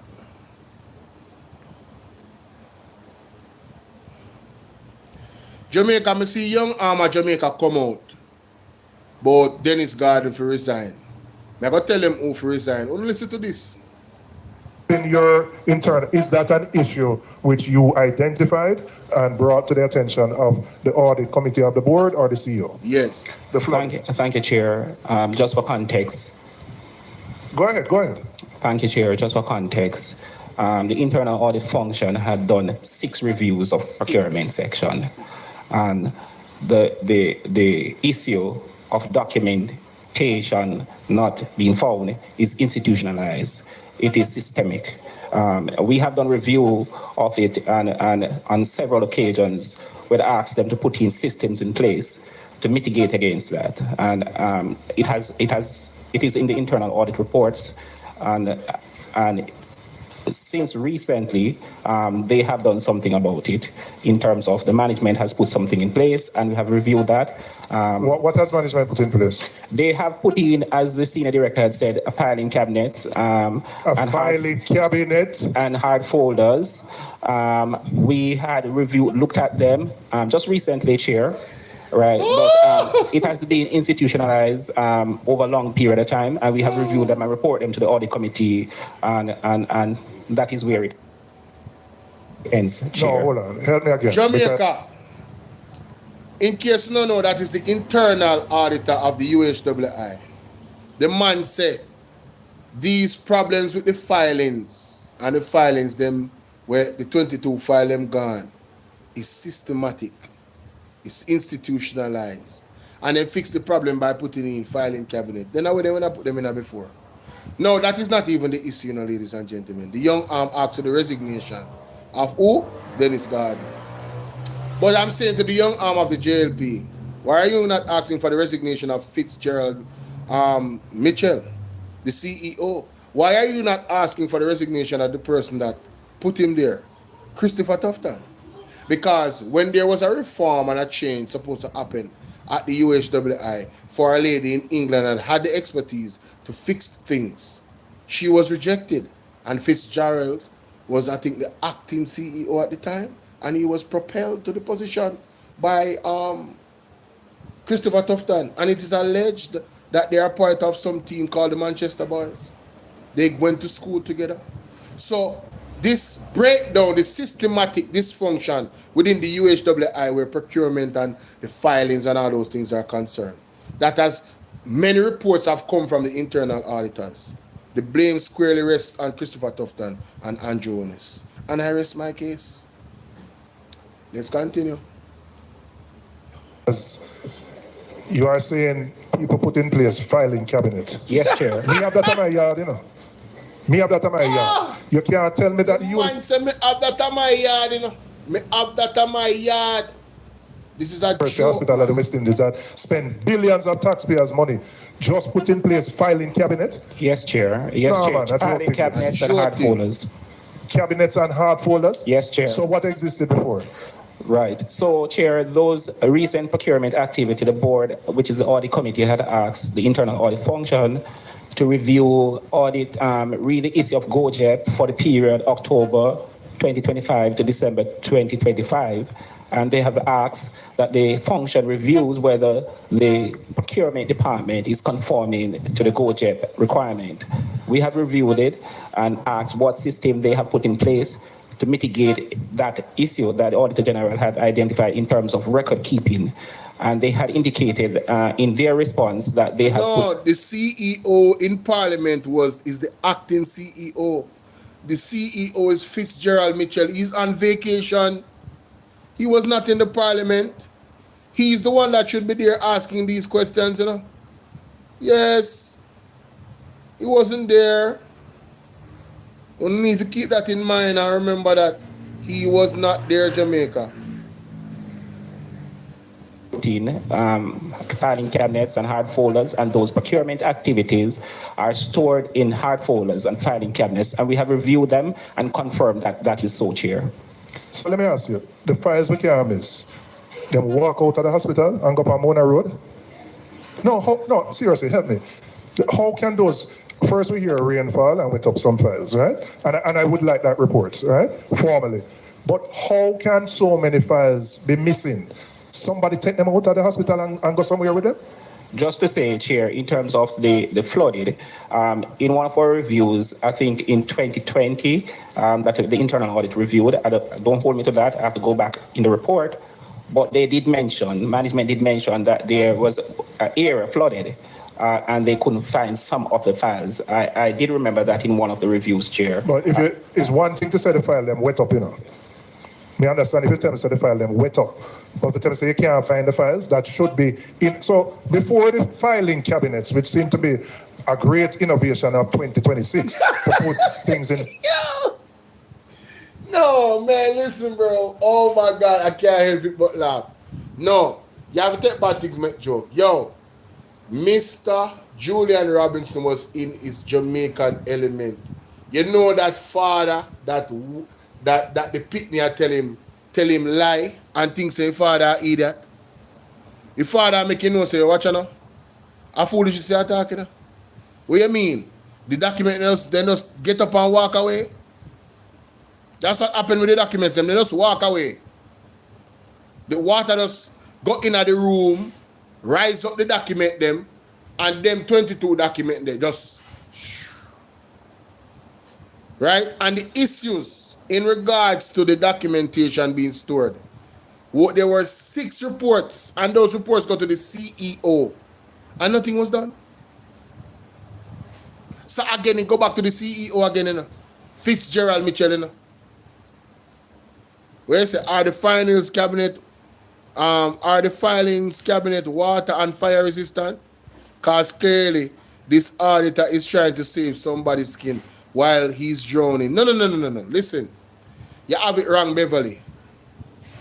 The auditor does not want to appear to be biased or leading the argument to blame somebody. The auditor is sticking to the facts. It's the same thing the Auditor General does, Miss Pamela Monroe Ellis. It's the same thing she does. This is what they do. They stick to the facts. Well, Chairman, as ridiculous as it sounds, him not say as ridiculous as it sounds, you know. He say, well, Chairman, I got a report that, you know, water come in the room and the water run out with the 22 file them. Yeah, man, some of them did phone and some of them did missing. He not say it that way, you know. But him tell you the foolishness that was reported to him. Because that's the facts, him know. Because him not have nothing to do with it. I mean, it's the way I did it. Yo, him not have nothing to do with it. Listen. Yo. That the internal audit Young review. Armour Jamaica need to go away, brother. Talking about, oh, Dennis Garden need to resign. Brother, you need to put some people before Dennis Garden here. Yes, man. At the UHWI, you need to put some people. in front of Dennis Garden and then review Dennis Garden after you look at the evidence. What you mean? Young drunker? Yeah, young drunker. In one of our reviews, I think in 2020, yes, that the internal audit reviewed, don't hold me to that, I have to go back in the report, but they did mention, the management did mention that there was an area flooded and they couldn't find some of the files. The breaks. Management? Does management mean the CEO? So we're going back to the CEO again? What a bangarang. Mr. Fitzgerald, you need to come at the front of the class. Bruce, Carl Bruce, Christopher Tufton, Andrew Owens, you need to come at the front of the class. Which management report say flooding go on and the file they missing? Which management report that? Me just ask one question. Which management report that? And depending on who reported it and received it, was there any alarm raised? Was there an investigation done as to why how water take where they file them? I don't understand how water just move files. Have you guys ever seen a file in water? Remember I said the file clipping up. So if the water flow and a multiple files there in the room, the water have so much places to go, Jamaica. The door was open when the file them flow out of the room, and while the files were flowing in the building, nobody saw when the files was exiting the building. I just want to make it make sense, you know. But una call for resignation of Dennis Garden. I am not even here defending Dennis Garden. I kid you not. I have said before and I'll say it again. If Dennis Garden is guilty, found guilty by law of anything, let the law take its course. And I know that the People's National Party integrity boss, Mark Jeffs Golding, will be standing on the right side of the law. Yes, in his decision. When the evidence comes up. Where say the file them swim out Martha? Mighty God. I did remember that in one of the reviews, Chair. But they did mention, the management did mention that there was an area flooded and they couldn't find some of the files. I did remember that in one of the reviews, Chair. But if you saw the management, you know, Jamaica, the management, you know. A man said the management said the place flooded and they couldn't find some of the file them. Who are part of those files? Who does those files implement or expose? That is what I want to know. We need those files, Jamaica. We need those files. Like and share this video. Get this video to 300 persons or 400. Share it to 20 people, Jamaica. Everyone else share it to 20 people. Let's go. It's one thing to say the file them wet up in. Yes. Me understand if you tell me say the file them wet up. Yes. But if you tell me say you can't find the files, that should be in. So before the filing cabinets, which seem to be a great innovation of 2026 to put things in filing cabinet, where were these things being stored before? As the senior director of public procurement said, Chair, they were in a storeroom and just placed. What kind of storeroom? Just in a holding area where they would store. Like the shed at the back of my yard where I put my lawnmower in? No, Chair, in the procurement unit, Chair. Listen, people are watching, you know, and people are going to think that joke business is, you know. That's why I'm laughing. That's exactly why I'm laughing. This is a joke thing. Why isn't the young drunker them, as Annie Isabel said, why the young drunker them never come out and ask for further clarification on this atrocious reporting where these 22 missing files are concerned? Young drunker of Jamaica. As Annie Isabel said, no, but you can't make this up. You can't make this up. No, people really going to think it's a joke thing that. Yo, that we can. You want to see the man face. The man have one little smirk on his face like, sir, you all right? I'm saying in 2026 that institution that spends billions of dollars just putting in filing cabinet. Billions.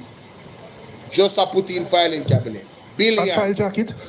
And you are storing these in a holding area that flood out 3 times? 3 times. After the first time it flooded out Jamaica.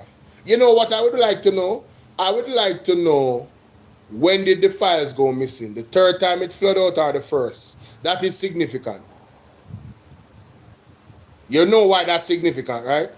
Because if the files were missing the last time when it flooded out, it is incompetence, you know, on a high level, you know, because you guys knew there was a flooding problem and you didn't fix the problem so that the files them wouldn't wet up at least. You get me?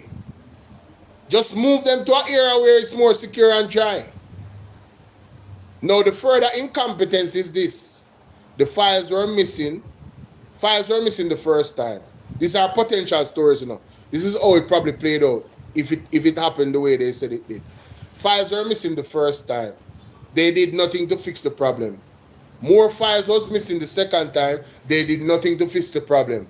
And then the 3rd time, more files was missing. And when you add all of those files that was missing, it come up to 22. So a further incompetence that, you know. The next scenario that is possible is that the 32 files were missing the first time and them never do nothing.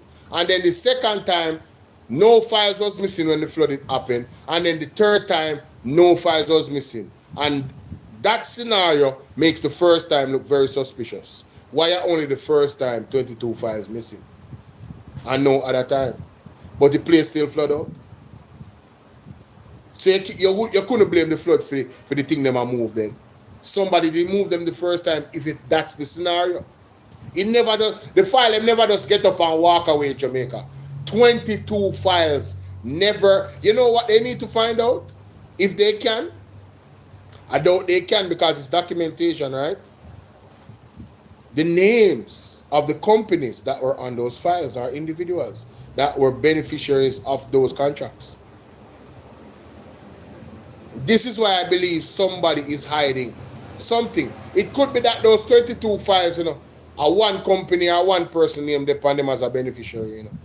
Or it could be 22 different individuals or companies. We don't know. Are you guys hearing me?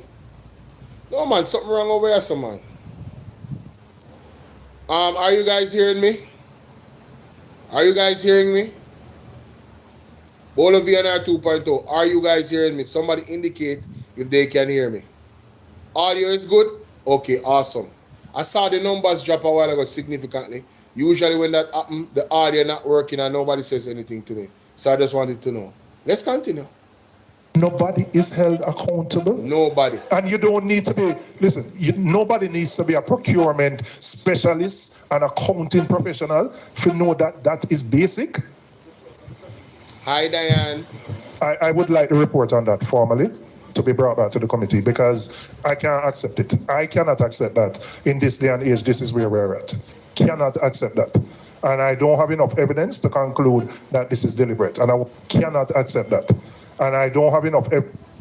That lady looks very familiar. She looks so familiar. It's not her, you know. The person I'm thinking she is, that lady has to be her cousin or sister or something. Whoa. She favor him, man.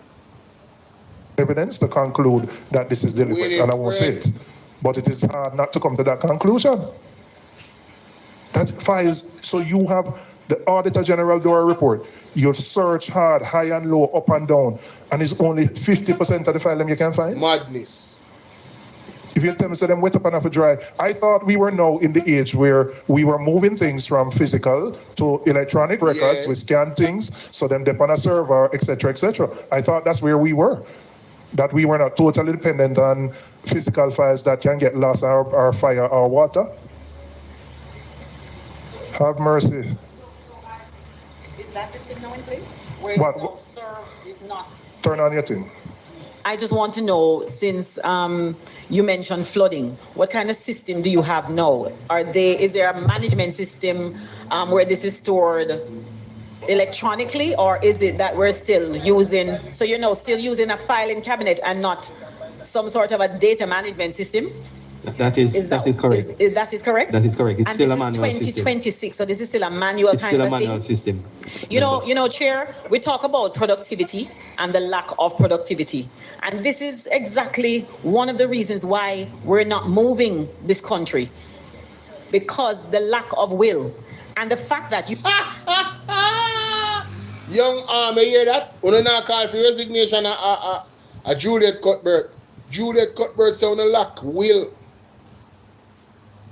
Una run the country, you know, Jamaica Labour Party, you know. And under phone watch these things are happening with persons appointed by phone people, Christopher Tufton. By the way, why young arm never called for the resignation of Christopher Tufton? Let me go to one video. No. Let's go back to this video, ladies and gentlemen. What if instead of designing Let's go back to this video with Mr. into our AI and it would create Mr. Dr. Dawes. We can come like at the same UHWI thing, you know. Because, life support, significance of the UHWI, the infrastructure and supplies crisis, and the staffing concerns.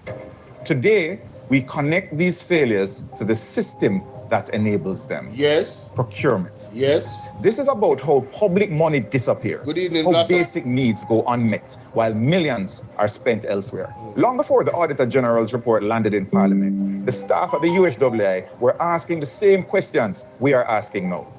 In one letter, consultants formally requested further information regarding what the procurement process entails. They wanted to know who are the persons responsible for generating the needs list that guide the procurement process.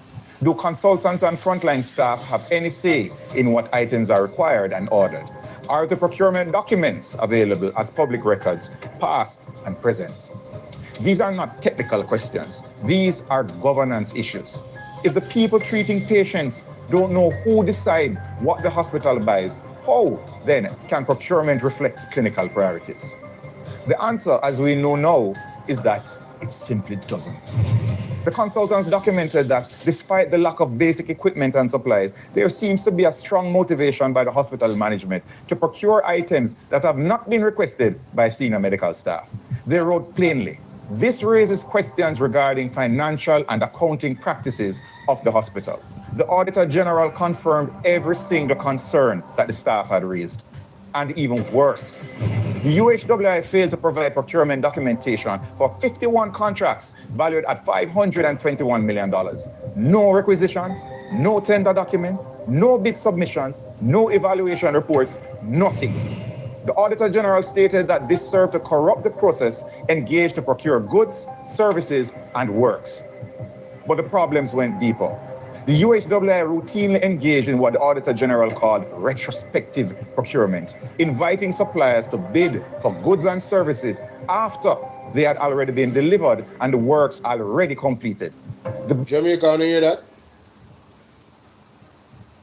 So, procurement happening after goods delivered.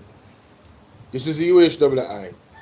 51 contracts, them couldn't find any documentation. Oh, by the way, them after the report, them provide some of them and 22 of them missing. And they did not tell the Auditor General. I want you guys to remember, you know, they did not tell the Auditor General that there was a flood. That never come up to the Auditor General. So I am saying, what I am seeing here, this is all make believe and make up. Those 22 contracts are damaging to somebody's reputation. Somebody that is up there, Jamaica. There's no other reason why these 22 documents just flooded out and they just flowed away with the water and disappeared. Them never, you know, I never knew that water disintegrated files. Couldn't they follow the water somewhere and find out where exactly those files went? Where them to go down in the gutter and go in the stream? Hey, let me tell you something, man. Them are certainly a madness. Total madness. After Can't believe they had already been delivered and the works already completed. This is what we accept. Indications implied that a legitimate competitive process had taken place when in fact the outcome was already predetermined. If this sounds familiar, It is due to the fact that another Ministry of Health and Wellness scandal recently featured payment for services after the fact but were labeled as reimbursements.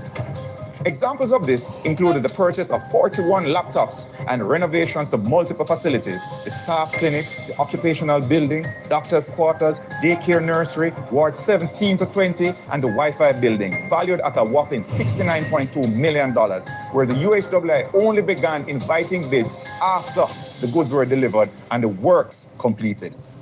The hospital also spent $186,600 on consultants, supposedly to develop strategic and operational reviews. Yet, when the auditors asked for the approved strategic plans done by those consultants, they could not be provided. Money paid out and nothing to show for it. That is another thing. How is it the Jamaica young drunker? The young drunker arm of the Jamaica Labour Party, because at this point, you have some young drunker for you. Oh, you come and talk about una request. It is untenable. Isn't that untenable? Spending money for a review to fix structural problems within the organization and then not implement the structural problems in the organization.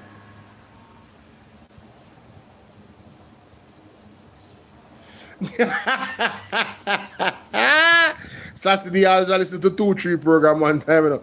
Sassy said Colin Bella wonder if the man run away instead of gone on vacation. You know, so it's a good argument that. It's a good question, come to think of it. I wonder if I run away, Mr. Fitzgerald Mitchell runway.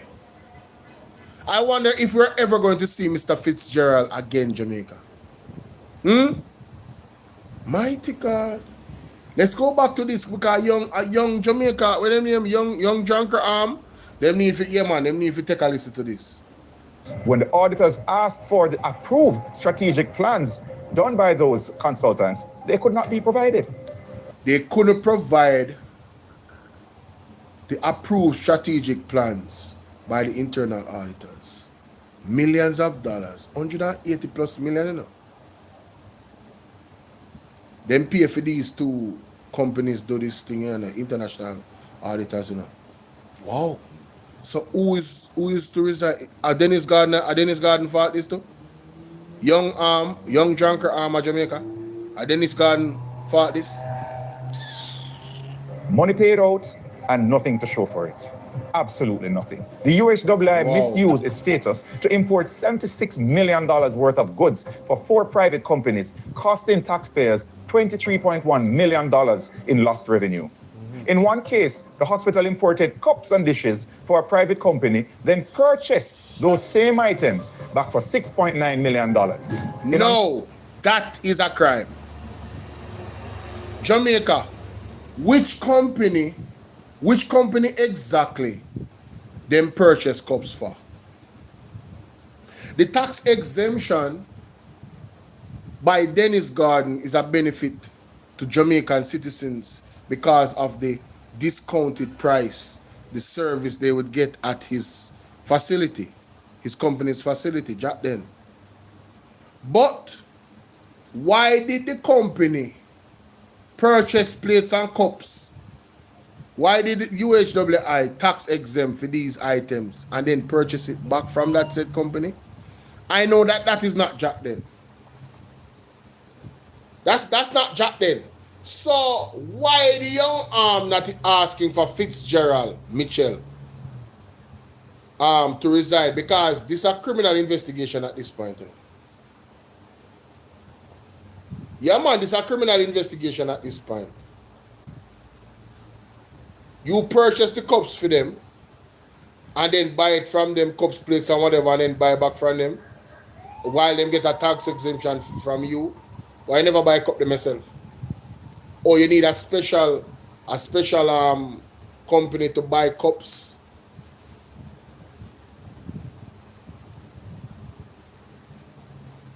What the hell can go so? Young drunker arm of Jamaica, this is if you look on here and find out who you need to request for their resign, because it's not Dennis Garden. And you know force me if it sound like me I defend Dennis Garden, but me I show you bigger crimes. Dennis Garden company crime was trusting Tutsis and being a part of anybody who connected to the Jamaica Labour Party in any deal whatsoever. And this is a lesson to all comrades in government. Uno stay away from the Jamaica Labour Party member them where business is concerned or anybody that is associated with them.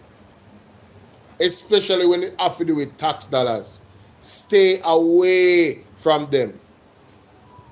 They are poison Jamaica. You understand? Shun the very appearance of evil. Shun them. Don't shake their hand. Knock your elbow. Elbow to elbow, foot to foot. Just like in a COVID. Call yourself monk. No hugging up, no none of that. Don't go to drinks with them. Don't go to dinner with them. Shun the very appearance of evil. None of them cannot be trusted. Another, waste bins worth $6.6 million were imported and a private company then misused its status to import $76 million worth of goods for 4 private companies, costing taxpayers $23.1 million in lost revenue. In one case, the hospital imported cups and dishes for a private company, then purchased those same items back for $6.9 million. In another, waste bins worth $6.6 million were imported for a private entity, saving them $3 million in duties. Then the UHWI turned around and bought the bins back for $11 million and covered the remaining import duties of nearly $1 million. Again, we have seen this pattern before. Remember that neurosurgical drill that was bought by the Southeast Regional Health Authority and brought in duty-free? Meditech. This is what they call splintering. The last video that I posted with the Auditor General, I want to make sure so you go watch it, ladies and gentlemen. This is what they call splintering. Listen. And the company millions of dollars in taxes and later sold to the same Sarah for $31 million? Is there a common thread to all this? We must ask. Hey, wait. I love what he did there. Put up the pose with Tough Tan picture. The UHWI scandal is not isolated. It is a part of a systemic procurement crisis across the Ministry of Health and Wellness. Yes. In October 2025, the Integrity Commission released a damning report on the ministry's misuse of direct contracting, a procurement method meant only for contracts under $500,000 or in genuine emergencies. The commission found that 15 contracts totaling $78.6 million were awarded using direct contracting in direct breach of the Ministry of Finance guidelines. And who did that 78 million go to? Market Me. The report also found that the minister created a perceived conflict of interest and that he appeared to advance private interests. He appeared to advance private interests. Private interest meaning say him and Market Me very, very close. The lady. Yes, whatever she want name, I don't business. She. You remember where Miss Lady they say? Market Me. No, not me. Not Market Me. Well on Jamaica. Splintering. The drill. How comes them never asked Donovan Williams' resignation when Donovan Williams did not disclose who owned the company where buy the drill for the government? No, young arm Jamaica, Uno is a disgrace. Uno a really young drunkard. Uno is a disgrace. Where were you when that came out about the company and Meditech? Where were you? I never heard any of you call for the resignation of Donovan Williams at that point in time. Remember what she said? Barbados to Bajans in Barbados. I do not go on Trinidad and Tobago television and outline the vision for Barbados to Trinidadians living in Caroni and San Fernando and Laventille and Port of Spain. None of them can vote for him. So ask yourself why he would go up there first before even his election broadcast to you in this country. I feel that it has to do with campaign finance. But that is a story for another day. And last night I told Richard Seeley, cut it out when you're talking about us and the Jamaica Labour Party. We don't have any relationship. Out is a story for another day. And last night I told Richard Seeley, cut it out when you're talking about us and the Jamaica Labour Party. We don't have any relationship at a political level. I get on with Prime Minister Holness and his cabinet. But our sister party is the People's National Party. Yes, so that market me something there. Market me, not me. Not me. Lady, Mrs. Dana Scott Motley, Senator, not Dana Scott Motley, Senator Mia Motley, shun the very appearance of evil Jamaica. Shun the very appearance of evil. While the commission stopped short of calling it criminal, it described the conduct as ethically problematic. During the COVID-19 pandemic, the same pattern was seen. An Auditor General report found that the Ministry of Health and Wellness made payments totaling $337 million to 7 hotels for quarantine facilities, but yet they only had formal contracts with only one. The 6 providers without contracts received a total of $293 million. Jamaica, when you hear that, that is the Ministry of Health that directly linked to Christopher Tufton, you know. So you see these practices where you see at the UHWI, is the same game them play in Jamaica. Everything lead back to Christopher Tufton. Why, and Andrew Honest, why, and Fitzgerald Mitchell and Bruce, Carl Bruce, every one of them have questions to answer. So why is it that young arm of Jamaica on the hypocrites, on the young drunkards? Why is it not calling for the resignation of Christopher Tufton, Fitzgerald Mitchell, Carl Bruce, Andrew Honest, Darrell Vaz? Who else? Who else need to resign from the Jamaica Labour Party with immediate effect? Who else? What about them? George Wright. I mean, when my man in the Ministry of Agriculture with the fertilizer, them him need to resign. Kamina Johnson Smith need to resign because she clueless. Oh gosh, the Minister of Finance need to resign because she clueless. When it comes to finance, who else need to resign? There's a long list of people, Marlon Morgan, everybody were connected to NNN, and it's a part of the Jamaica Labour Party need to resign. Every one of them. Period. So, the waiting list, anybody for resign up on the JLP side before anybody in the PMP for resign. Yeah? Yeah, man. So make sure someone put them in line. The ministry also paid $124 million to 8 suppliers for infrastructural works without any contracts in place and did not report this to the National Contracts Commission in the justification for using direct contracts. So direct contract again. There were also regulators. $124 million. Direct contract again to 8 suppliers for infrastructural work between January 2020 and June 2020. Wasn't that around the time when Andrew Honest and Christopher Tufton wealth increased dramatically? In the pandemic, yes? Okay. Christopher Tufton was writing a book.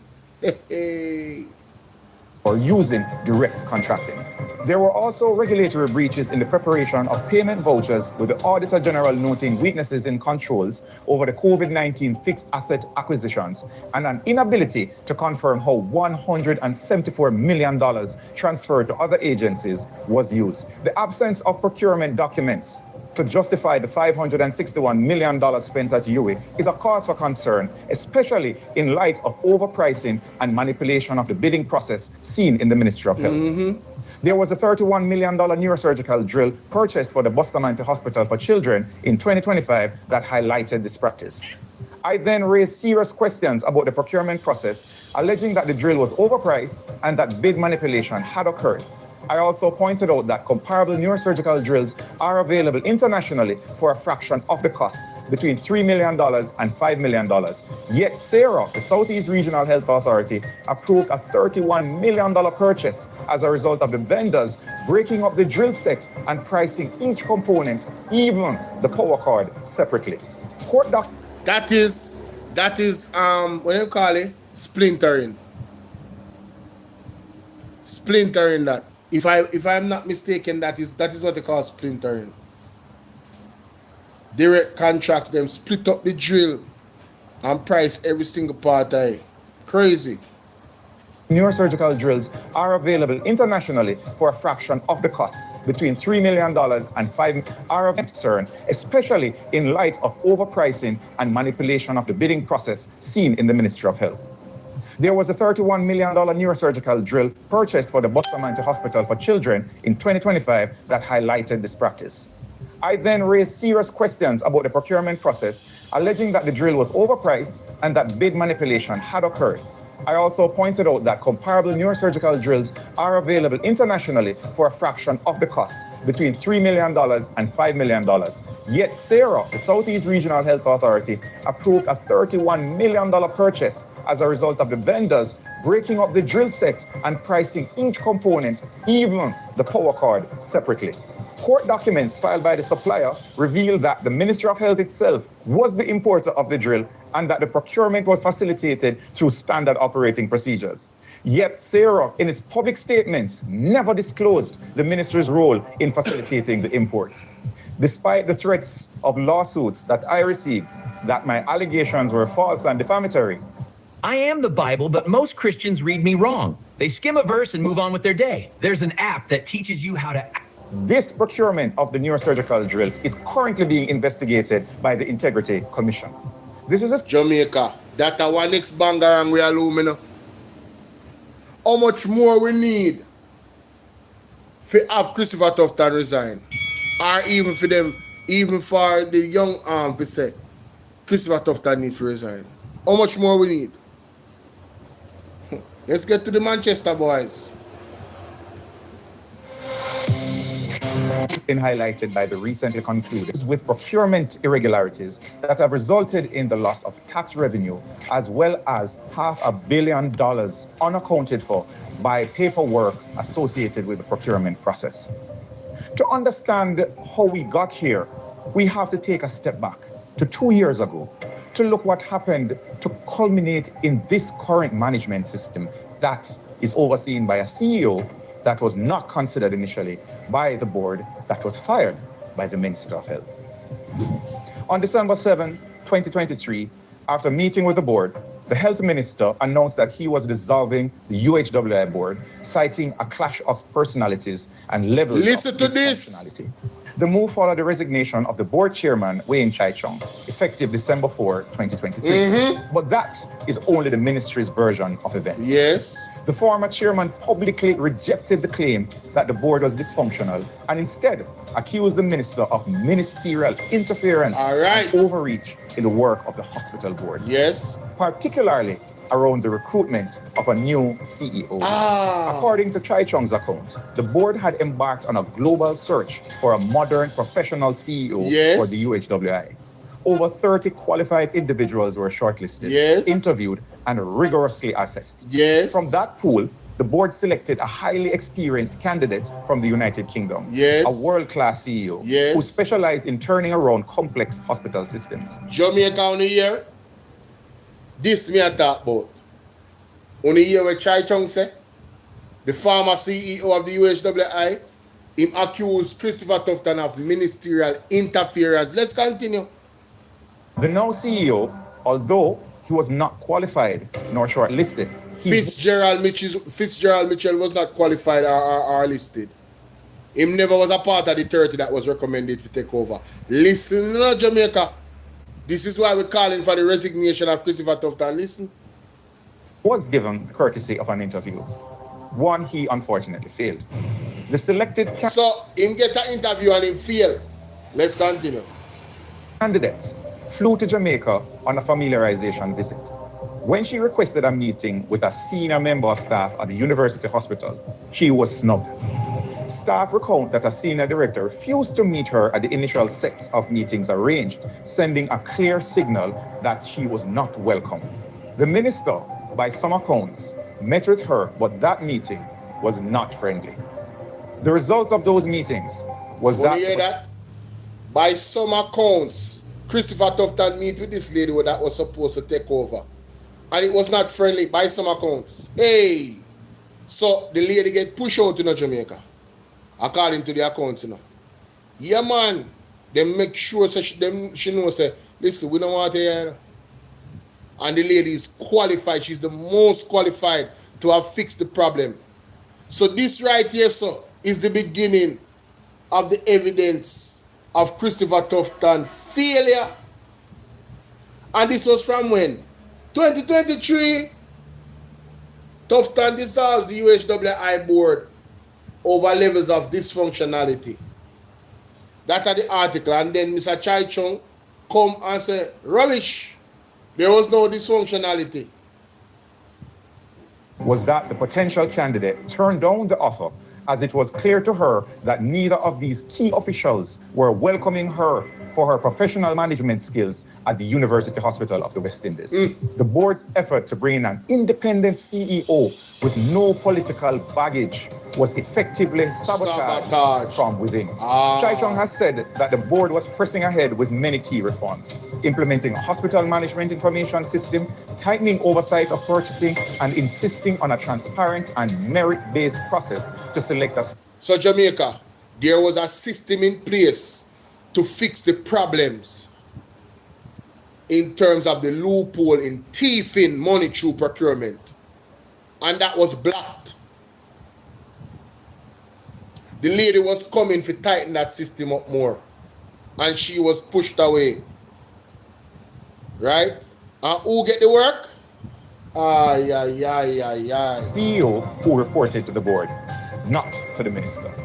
The ministry, meanwhile, rolled out its own language about a governance reset and a new look for the board that should supposedly realign the UHWI.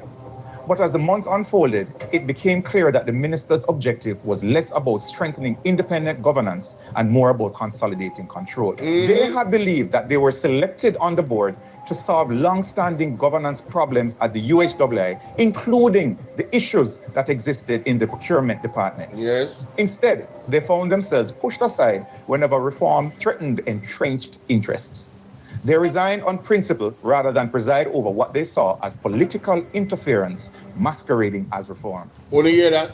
So people with integrity left the UHWI because of the ministerial interference from the Jamaica Labour Party government under Christopher Tufton. That is what the people are saying, you know, from their own experience. You know. Let's continue. And who for resign again? Hey! Within days, the minister dissolved the entire board and have promised to install a new one, eventually chaired by a retired banker, along with a new CEO, saying this would realign Fitzgerald Mitchell appointed CEO. Go back. Within days, the minister dissolved the entire board and have promised to install a new one, eventually chaired by a retired banker, along with a new CEO, saying this would realign the institution and improve governance. The acting CEO at the time, even though he was not qualified to be shortlisted for interviews, he was selected to be confirmed as the CEO to run the hospital. Fitzgerald Mitchell was not qualified. The man never qualified Jamaica. Was not qualified. Presided over the period in question that the Auditor General reviewed and found serious procurement breaches and that the staff complained of management issues that affected not just their own morale, but their ability to deliver holistic patient care. So you see, this is beyond the Auditor General report. You know. This is a systematic problem within the UHWI. There was even cases, there was even accusations of bullying and threats and physical, mental abuse. Hey, let me tell you something. Verbal abuse to the nurse them. You don't need to go listen back the entire series from 1 to 6 or 7 of Dr. Alfred Dawes. These statements that he was putting out there came from the people that work at UHWI, written affidavits, signed affidavits of what is going down. This is a managerial issue. And the manager, the CEO, unqualified, couldn't pass an interview, was given the job by at Christopher Tufton and the Ministry of Health. So all the problems that has been risen up, and now they're talking about they're going to have an oversight committee to see what is wrong, and then they will fix things. Lie them a tell Jamaica. Lie them a tell. Them get caught with them pants down because God is the greatest. You feel me I deal with? I gotta expose them, you know. Gotta expose them. Minister of Health, Dr. Christopher Tufton, has survived many scandals. From as far back as 2008, 2009, there was a fertilizer import scandal where low-cost fertilizer imports raised questions about quality and safety.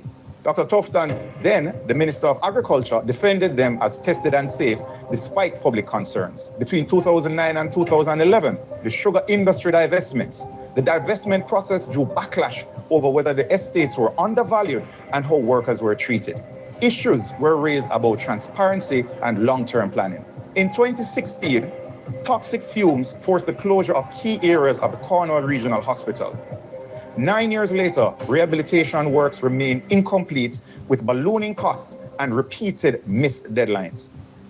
This is a symbol of chronic mismanagement and a failure to deliver. Yep. $24 billion later, after an initial estimate of $2 billion, we are still without a functioning Cornwall Regional Hospital. A hospital where up to recently, doctors and nurses have staged protests about their working conditions. Wow. Between 2017 and 2021, the Jamaica Moves campaign came under scrutiny by the Integrity Commission. The IC found procurement breaches in 15 contracts worth $78.6 million, all awarded using direct contracting. And they concluded... You know, so I now see the chat, and I just realize the chat stopped moving from my phone, you know. Hold on there, Jamaica. This is crazy. The chat stopped moving from my phone. It stopped moving completely. And I'm seeing messages here. Let me see.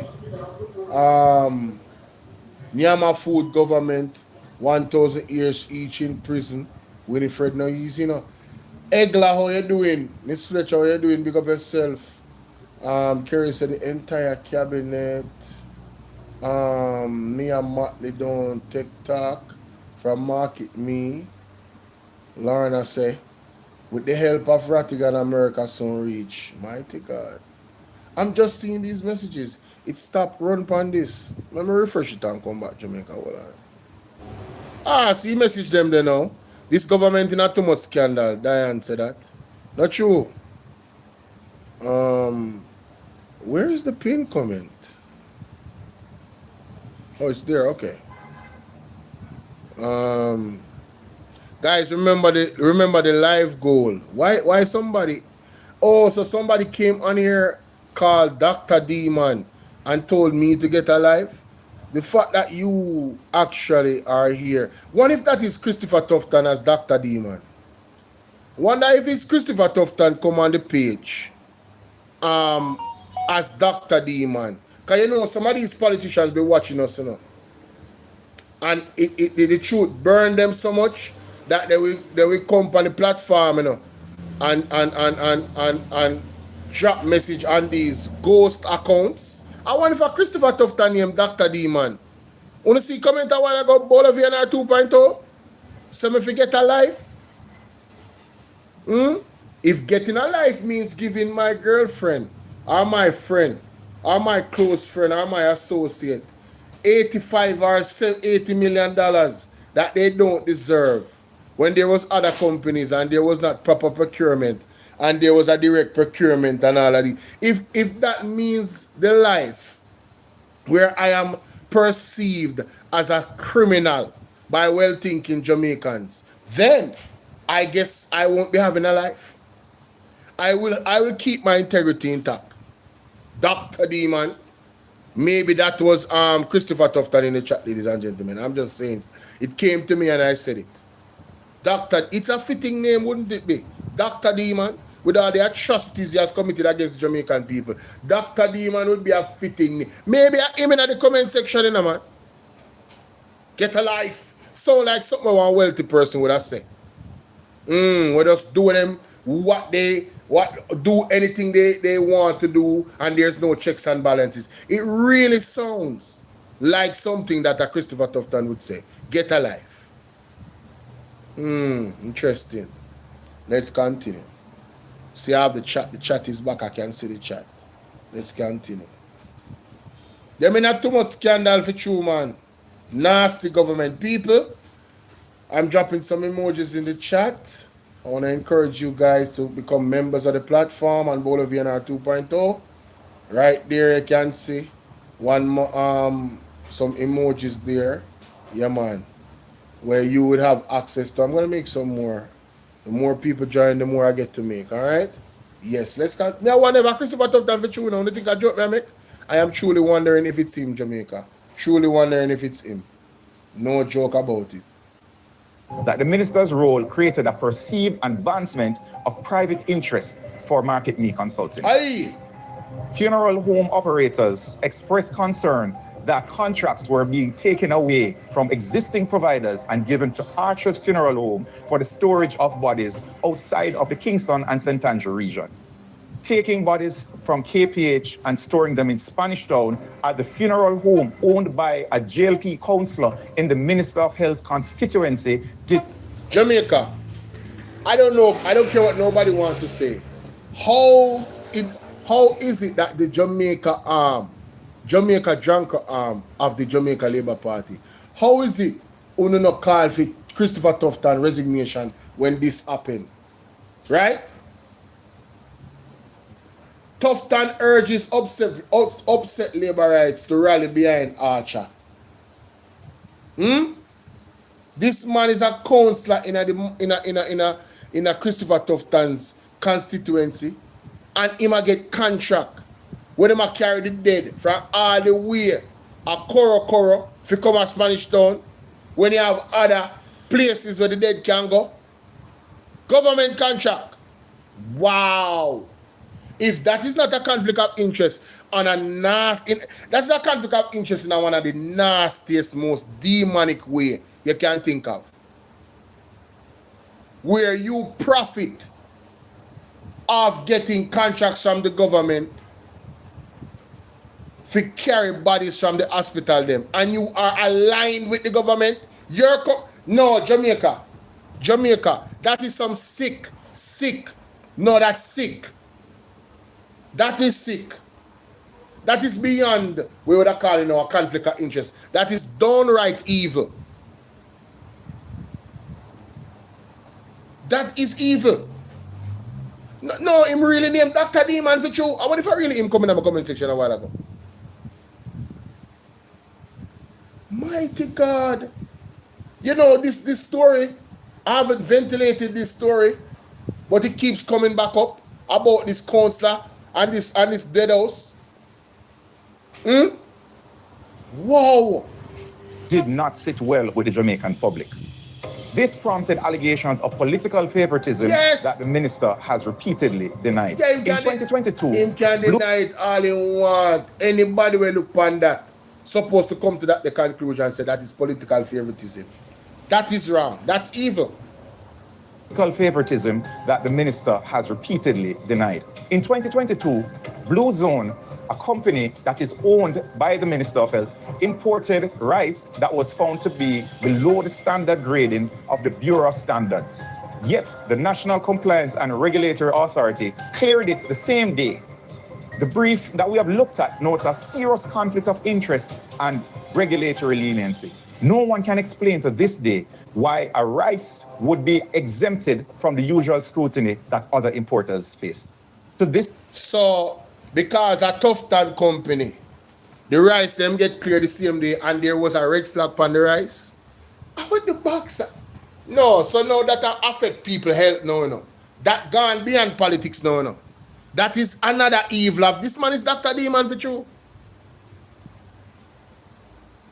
A Dr. D, man, this.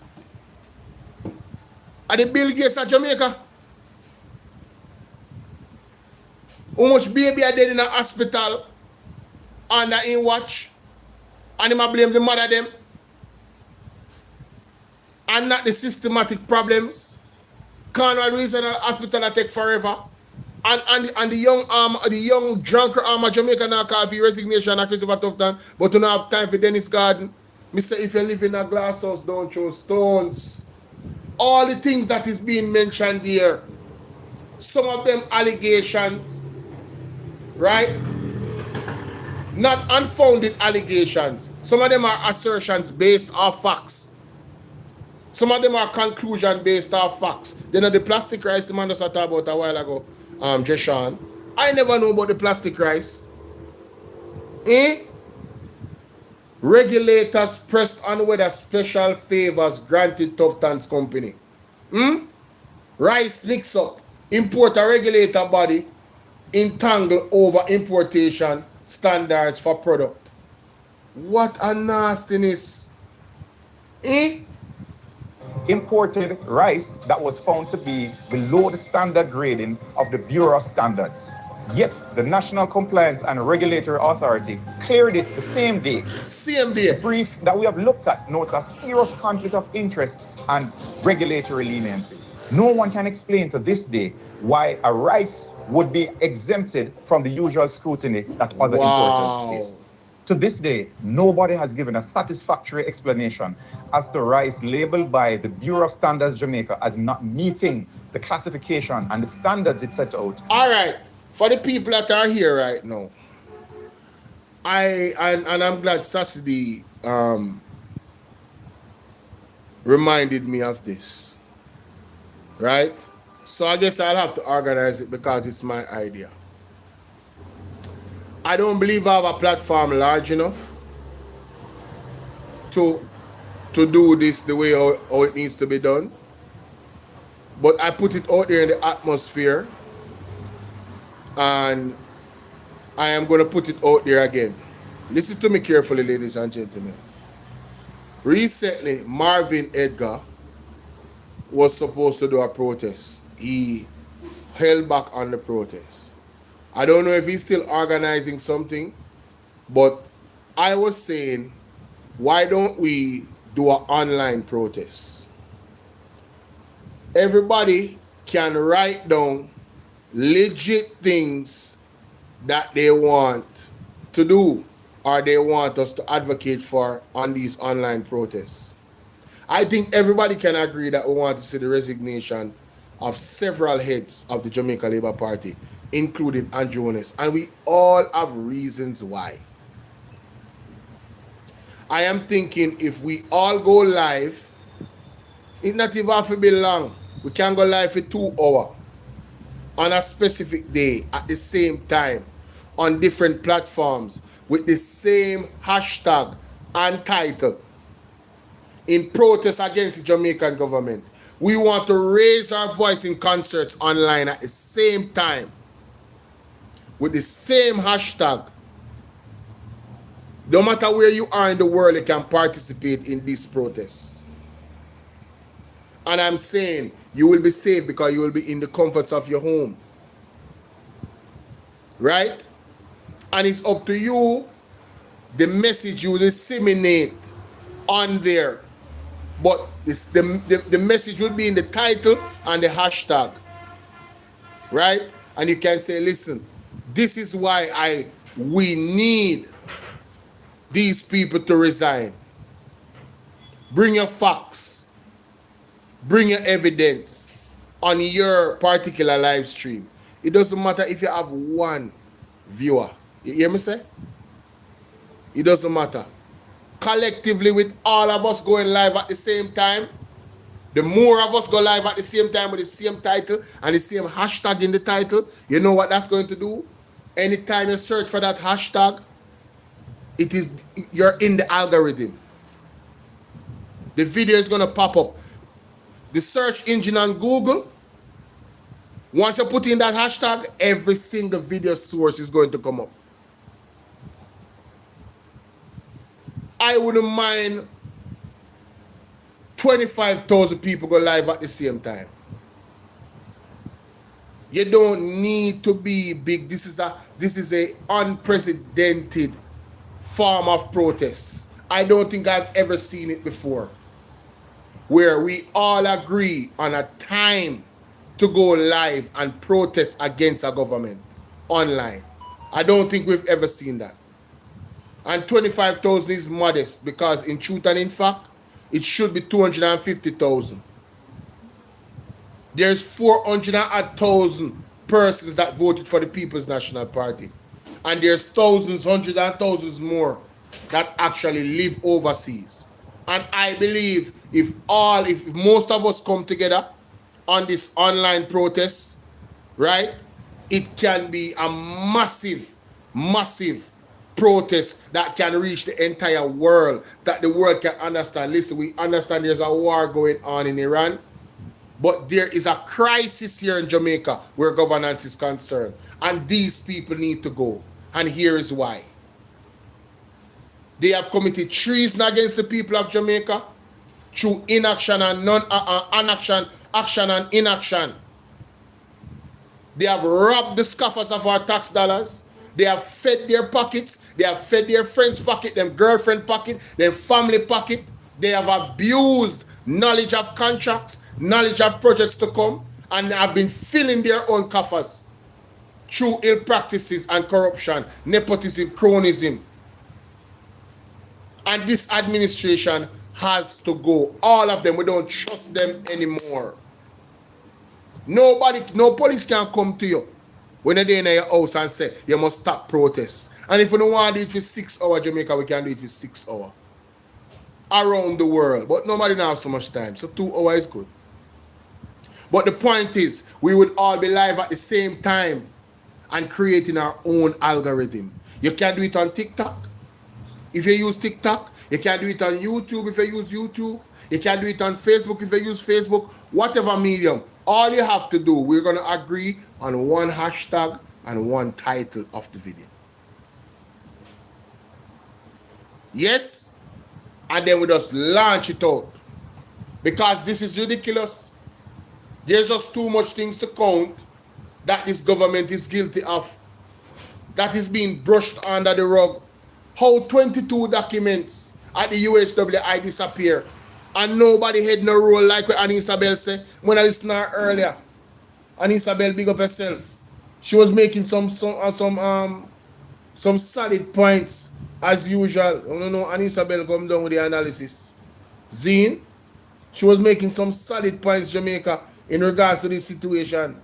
And there's a point in there when we need to go to. I'm glad me remember.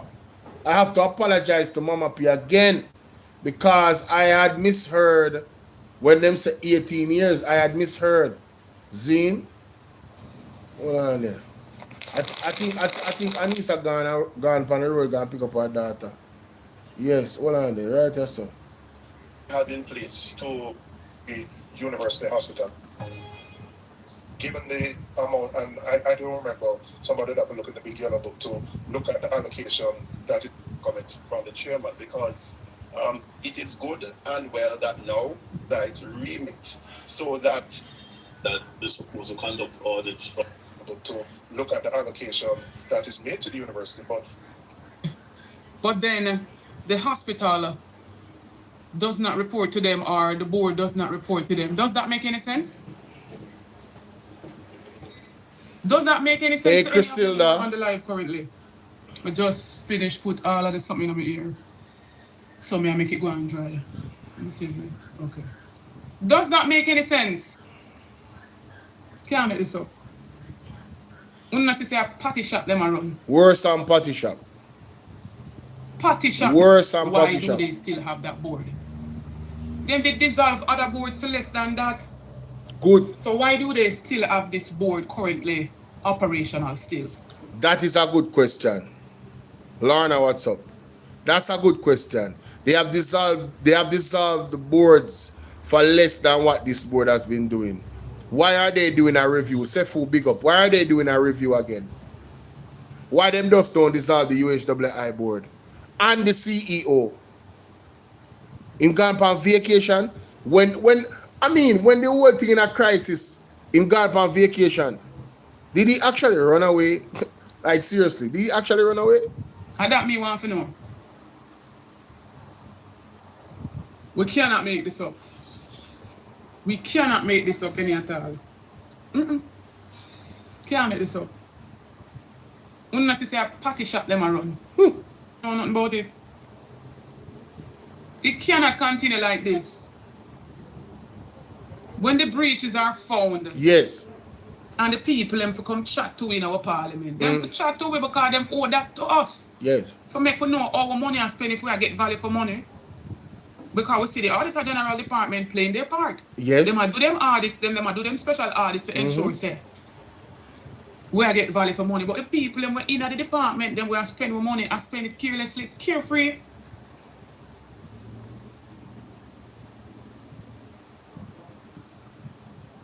That's why Andrew surround himself with be a yes man and yes woman. You're right. Because none of the technocrats them now get fired. Benson. None of the technocrats them now get fired. Fully and him now left here. So one of the things them that was said in the meeting by I believe the internal auditor, I think he said it was a systematic problem and that's been going on for 8 years. And I thought I heard 18 years. So I was saying if it is that it's 18 years, 14 of those years the Jamaica Labour Party was in power. And then 4 was Mama P. So if Mama P is guilty of tardiness in that era at that time, hey, we now back up that. You feel what I deal with? Are we calling for his resignation loud? Of course. Christopher Tufton been for resign. I'm so disappointed in the people of Jamaica. No, what I'm saying, my argument, is this, My argument is this. The young arm of the young drunker arm of the Jamaica Labour Party came out calling for the resignation of Dennis Gordon. Dennis Gordon is not a part of the UHWI. And Dennis Gordon's company is willing to pay the taxes, the exemption that they got. They paid for the equipment.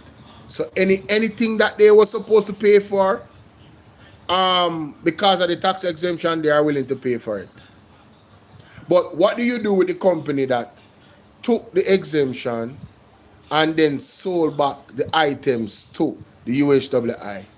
The UHWI management is in big breach, where the CEO is in big breach. What you call it? The board is in big breach. The board need to run on the board.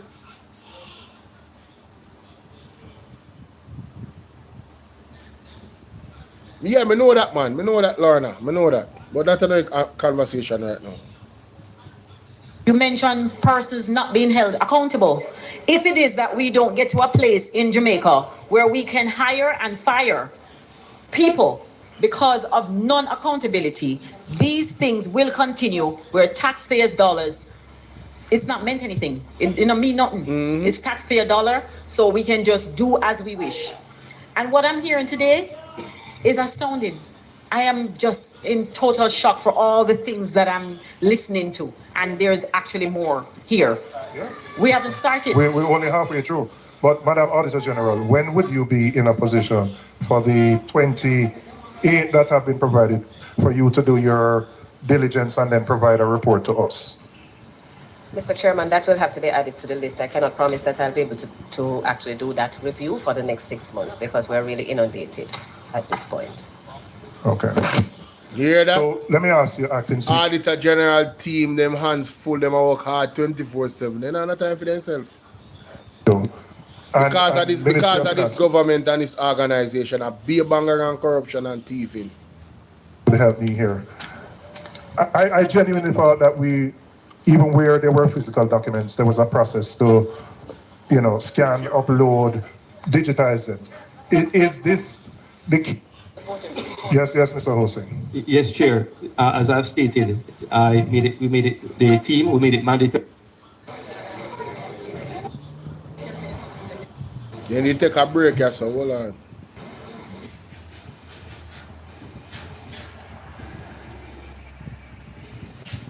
For a specific. In terms of your, and this is for the Adrian and her team, based on your years of because the emerging parliament, and there was a discussion here about splintering and some probably viewing it is a red flag, and particularly. May I try get the services? May I try get one? The second one, William Pragmatic, they're out of Canada. It's in documents that procedures are not. I'm a part of the board, and I can assure you that in February 2026. And return 2026. So within that 1 year gap, 1 year period, and outlanded. Two questions. I wanted to go back to the beginning. The University Hospital. University was in the welfare generally, or in the welfare and after? Many of these. Standard disclaimer provided by the ministry. But in terms of a full audit work, I don't believe they have done anything fully, and also the Auditor General, I don't know. She has said that she has not done a full audit of it, so she's unable to. These 22 contracts that you provided the disclaimer for, saying that we have not conducted audit to determine the authenticity of submitted documents. No, for the 28th, or rather 29th. Did you ask your internal audit department to... Sefu na easy, you know, Sefu say big up Nightbot. Yo, Sefu I best. Yo, for real, big up Nightbot. Nightbot always at work. Big up Nightbot. I want to get the start of this man a question in right as a car. I tell you it's serious. Yeah man, right as so. What circumstances, sir, should that happen? All right. Member Cousins? Thank you, Chairman. Thank you, Chairman. So let's focus on the 51 contracts valuing $521 million, for which, based on the disclaimer provided by the ministry, that they have not conducted an audit to determine the authenticity. That is very interesting. Of the documents that for the 22 contracts that were submitted. Chairman, earlier, the CEO said that 28 contract documents were submitted. No, were submitted, and 29 found 28 submitted. But there's one saying that is incomplete, or you submitted all 29 to the Auditor General? No, we presented 28 okay. for them to review.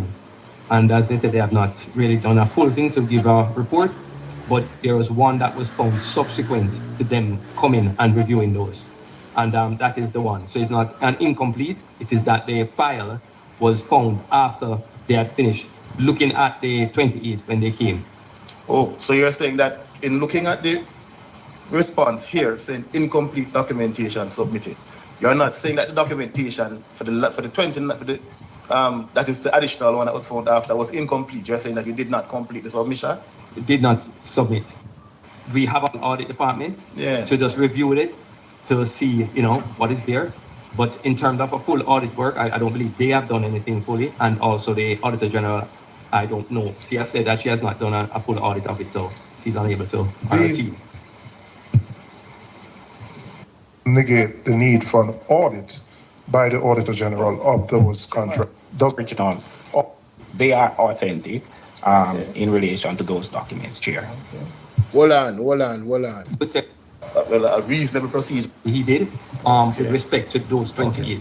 Yeah, we'd love to hear. Yes, sir. Mr. Internal Auditor. Yes, Mr. Internal Auditor. Him are the man, Him are the man. Thank you, Chair. We did look at the 28 documents that were presented to us, Chair, and we can say with certainty they are authentic in relation to those documents, Chair.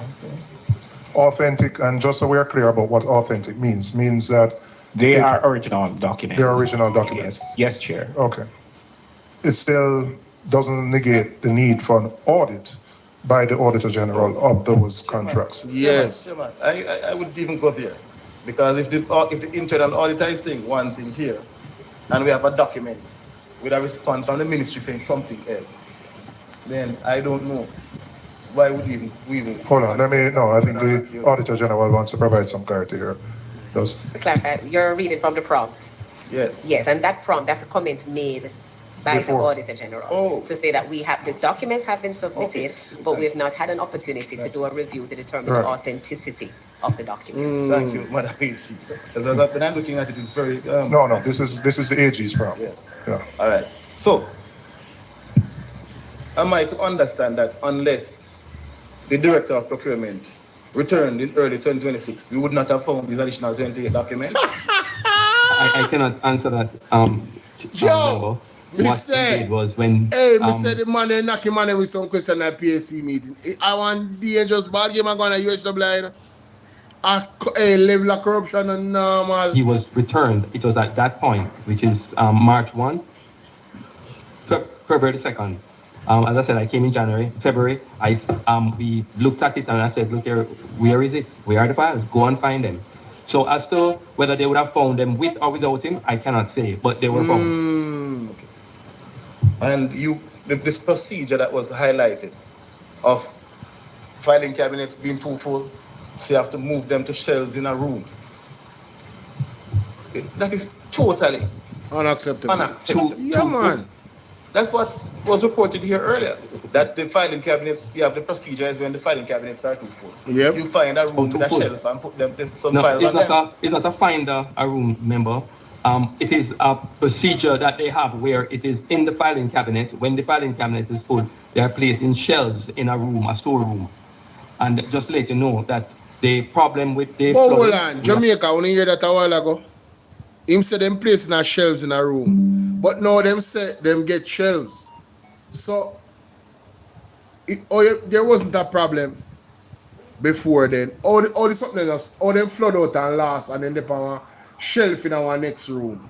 Or they just last. Somebody going to go take them out, brother. We have fixed the roof and we have done some work. And if somebody going to go take them out, don't they have camera in these places to see who enter into the building them? And see when the documents were there last, between the time when it was there and when it last. Like them investigation and if it happen, bro. Them think this is madness.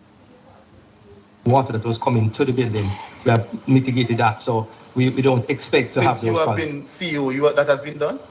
Or before you came to the office of CEO? Since. It was done prior to the CEO. So if rain was... Therefore, should not, because we have done... Send them to me. Yes. Arrangement, right? Oh, all right. Because we did not purchase the item in Names of private company, what I know. So I'm asking the university hospital. The requirements, the mandatory upload of all procurement came in 2023. So in 20... The portal. And you say you were... All, not some, all. That we wake up from this... % of his money? Yes. For the... spending billions of dollars. Taking necessary action. So we are aware. They are watching the PAC and sometimes they need to follow closely. That were approved and we had chairman to speak to the minister appoints the chairman for the chairman to speak to the minister. If there is a matter that is egregious or needs the minister's attention. Oh, thank you, Chairman. And so PS, so all road lead back to the minister. I would not say that because the minister cannot micromanage. The minister appoints a board. Ought to. Yeah. Well. So where the minutes go to the guidelines that we follow. We should follow. So when does it go to the board? Because I remember earlier mentioned at... Yes, if I might, just to further that question, the limit that is set is set by the head of entity. The practice is for that limit to be, is that they review anything above. Might say we can live within the $60 million. And so that were approved and we had issues, we have highlighted issues in which we saw contracts that were completed, but we did not see them as ratified in the minutes. And it's in the audit findings, in the audit reports, and it is there and nothing was done about it. Jamaica, on hear that? It was all our audit report, nothing that were approved and in that instance. I asked this is final thing when I go. Documented Listen to that evidence question of evaluation. Tell young the young arm of Jamaica, young drunker arm of Jamaica, whatever they want him. Tell himself to come to the front of the class. And this may I leave them with. Thanks, Chair. Based on what I'm hearing I find that there are a number of irregularities and anomalies within the governance structure of the university. But one that stands out for me is the audit finding speaking to contracts that were approved by the CEO without documented evidence of evaluation or procurement committee review. And I wanted to find out whether the internal auditor ever highlighted any such irregularity and whom did he report that to? Yes. You heard the question, sir? All right, just repeat your question, Member Hamilton. There is an audit finding that states that contracts were approved by the CEO without documented evidence of evaluation or procurement committee review. And I wanted to find out if your department ever highlighted such an irregularity and to whom did you make that report in that instance? All right, thank you, member. Not the same instance, but in similar instances, because normally when we're doing those reviews, we would have looked in the minutes to see those contracts that were approved, and we had issues. We have highlighted issues in which we saw contracts that were completed, but we did not see them as ratified in the minutes. And it's in the audit findings, in the audit reports, and it is there, and nothing was done about it. All our audit reports are sent to the audit committee and the CEO. We have a dual reporting relationship where we report administratively to the CEO and functionally to the audit committee. So every quarter, Chair, the audit committee would get a report of all the audit activities for each quarter, and these will also be sent to the CEO for action. Thank you, member. So you're saying that in that particular instance where the CEO, there's an issue with contract approval by the CEO, that such a report was also sent to the CEO for action? Not specifically speaking to that particular issues. I'm saying, member, that were similar issues. But that is what you're saying would happen when you have a report about an irregularity. It goes to the CEO and the chairman of the audit committee of the board. Yes, member. For action to be taken. Yes, member. Member Morrison. Thank you, Chair. Sometimes the public, they are watching the people. Sure. People, may I left it there, so. After really looking back into these evidences surrounding Christopher Tufton, the UHWI, the drill, in Rice, the Rice situation, I just learned about all the things them surrounding Christopher Tufton, all the scandal them, the connection with Carl Bruce, Fitzgerald Mitchell appointment. I don't think the young arm or the young drunker arm of the JLP has any credibility calling for the resignation of Dennis Gordon. With all those things, when did they ever call for the resignation of Christopher Tufton? When have they called for the resignation of Carl Bruce? When have they called for the resignation of Fitzgerald Mitchell? Did they call for the resignation of Andrew Ones, Darrell Vaz, the guy that seems to be associated with Andrew Ones? Did they call for Andrew Ones to denounce him publicly? Did they call for Andrew Ones to make a public statement about same in regards to the nurse that a foot was put in her head and a gun held to her head? We don't forget about these things, don't it? Did they ask for that? Did they ask for the resignation of Christopher Tufton when all the babies died? Didn't the JLP ask for the resignation of the PMP, Mr. Ferguson, when he was health minister? When those things was happening with the babies, there was where's the public in asking for the resignation? The civil society, where are you guys in asking for the resignation of Fitzgerald Mitchell? All the persons that use the UHWI for their services, why aren't you guys asking for the resignation of these people? The board members of the UHWI, why aren't they asking for their resignation? The damningness of the situations that have popped up, ladies and gentlemen. Files missing, potentially could be evidence of implicating entities and persons for crimes, and these things have just disappear. But you guys want to call for the resignation of Dennis Garden. You guys should be ashamed, but it's clear you have no shame. But we're going to take the opportunity to highlight and bring up back the skeletons that you think are buried and people have forgotten about the Jamaica Labour Party and its ministers. All right? That's what we're going to do. Because this don't make no sense. Young Arm of Jamaica cannot call for nobody resignation. All right? That's my time. Thank you, guys. I dropped 2 videos today. Right? I didn't do much work today, so I'm asking you guys to go ahead and check those out. Especially the short one. The short one with the Auditor General about splintering. Y'all need to check that out. Y'all need to share that out. All right? Peace and blessings, my people. See you guys later. I'm definitely coming on live later. Oh, yeah, for sure.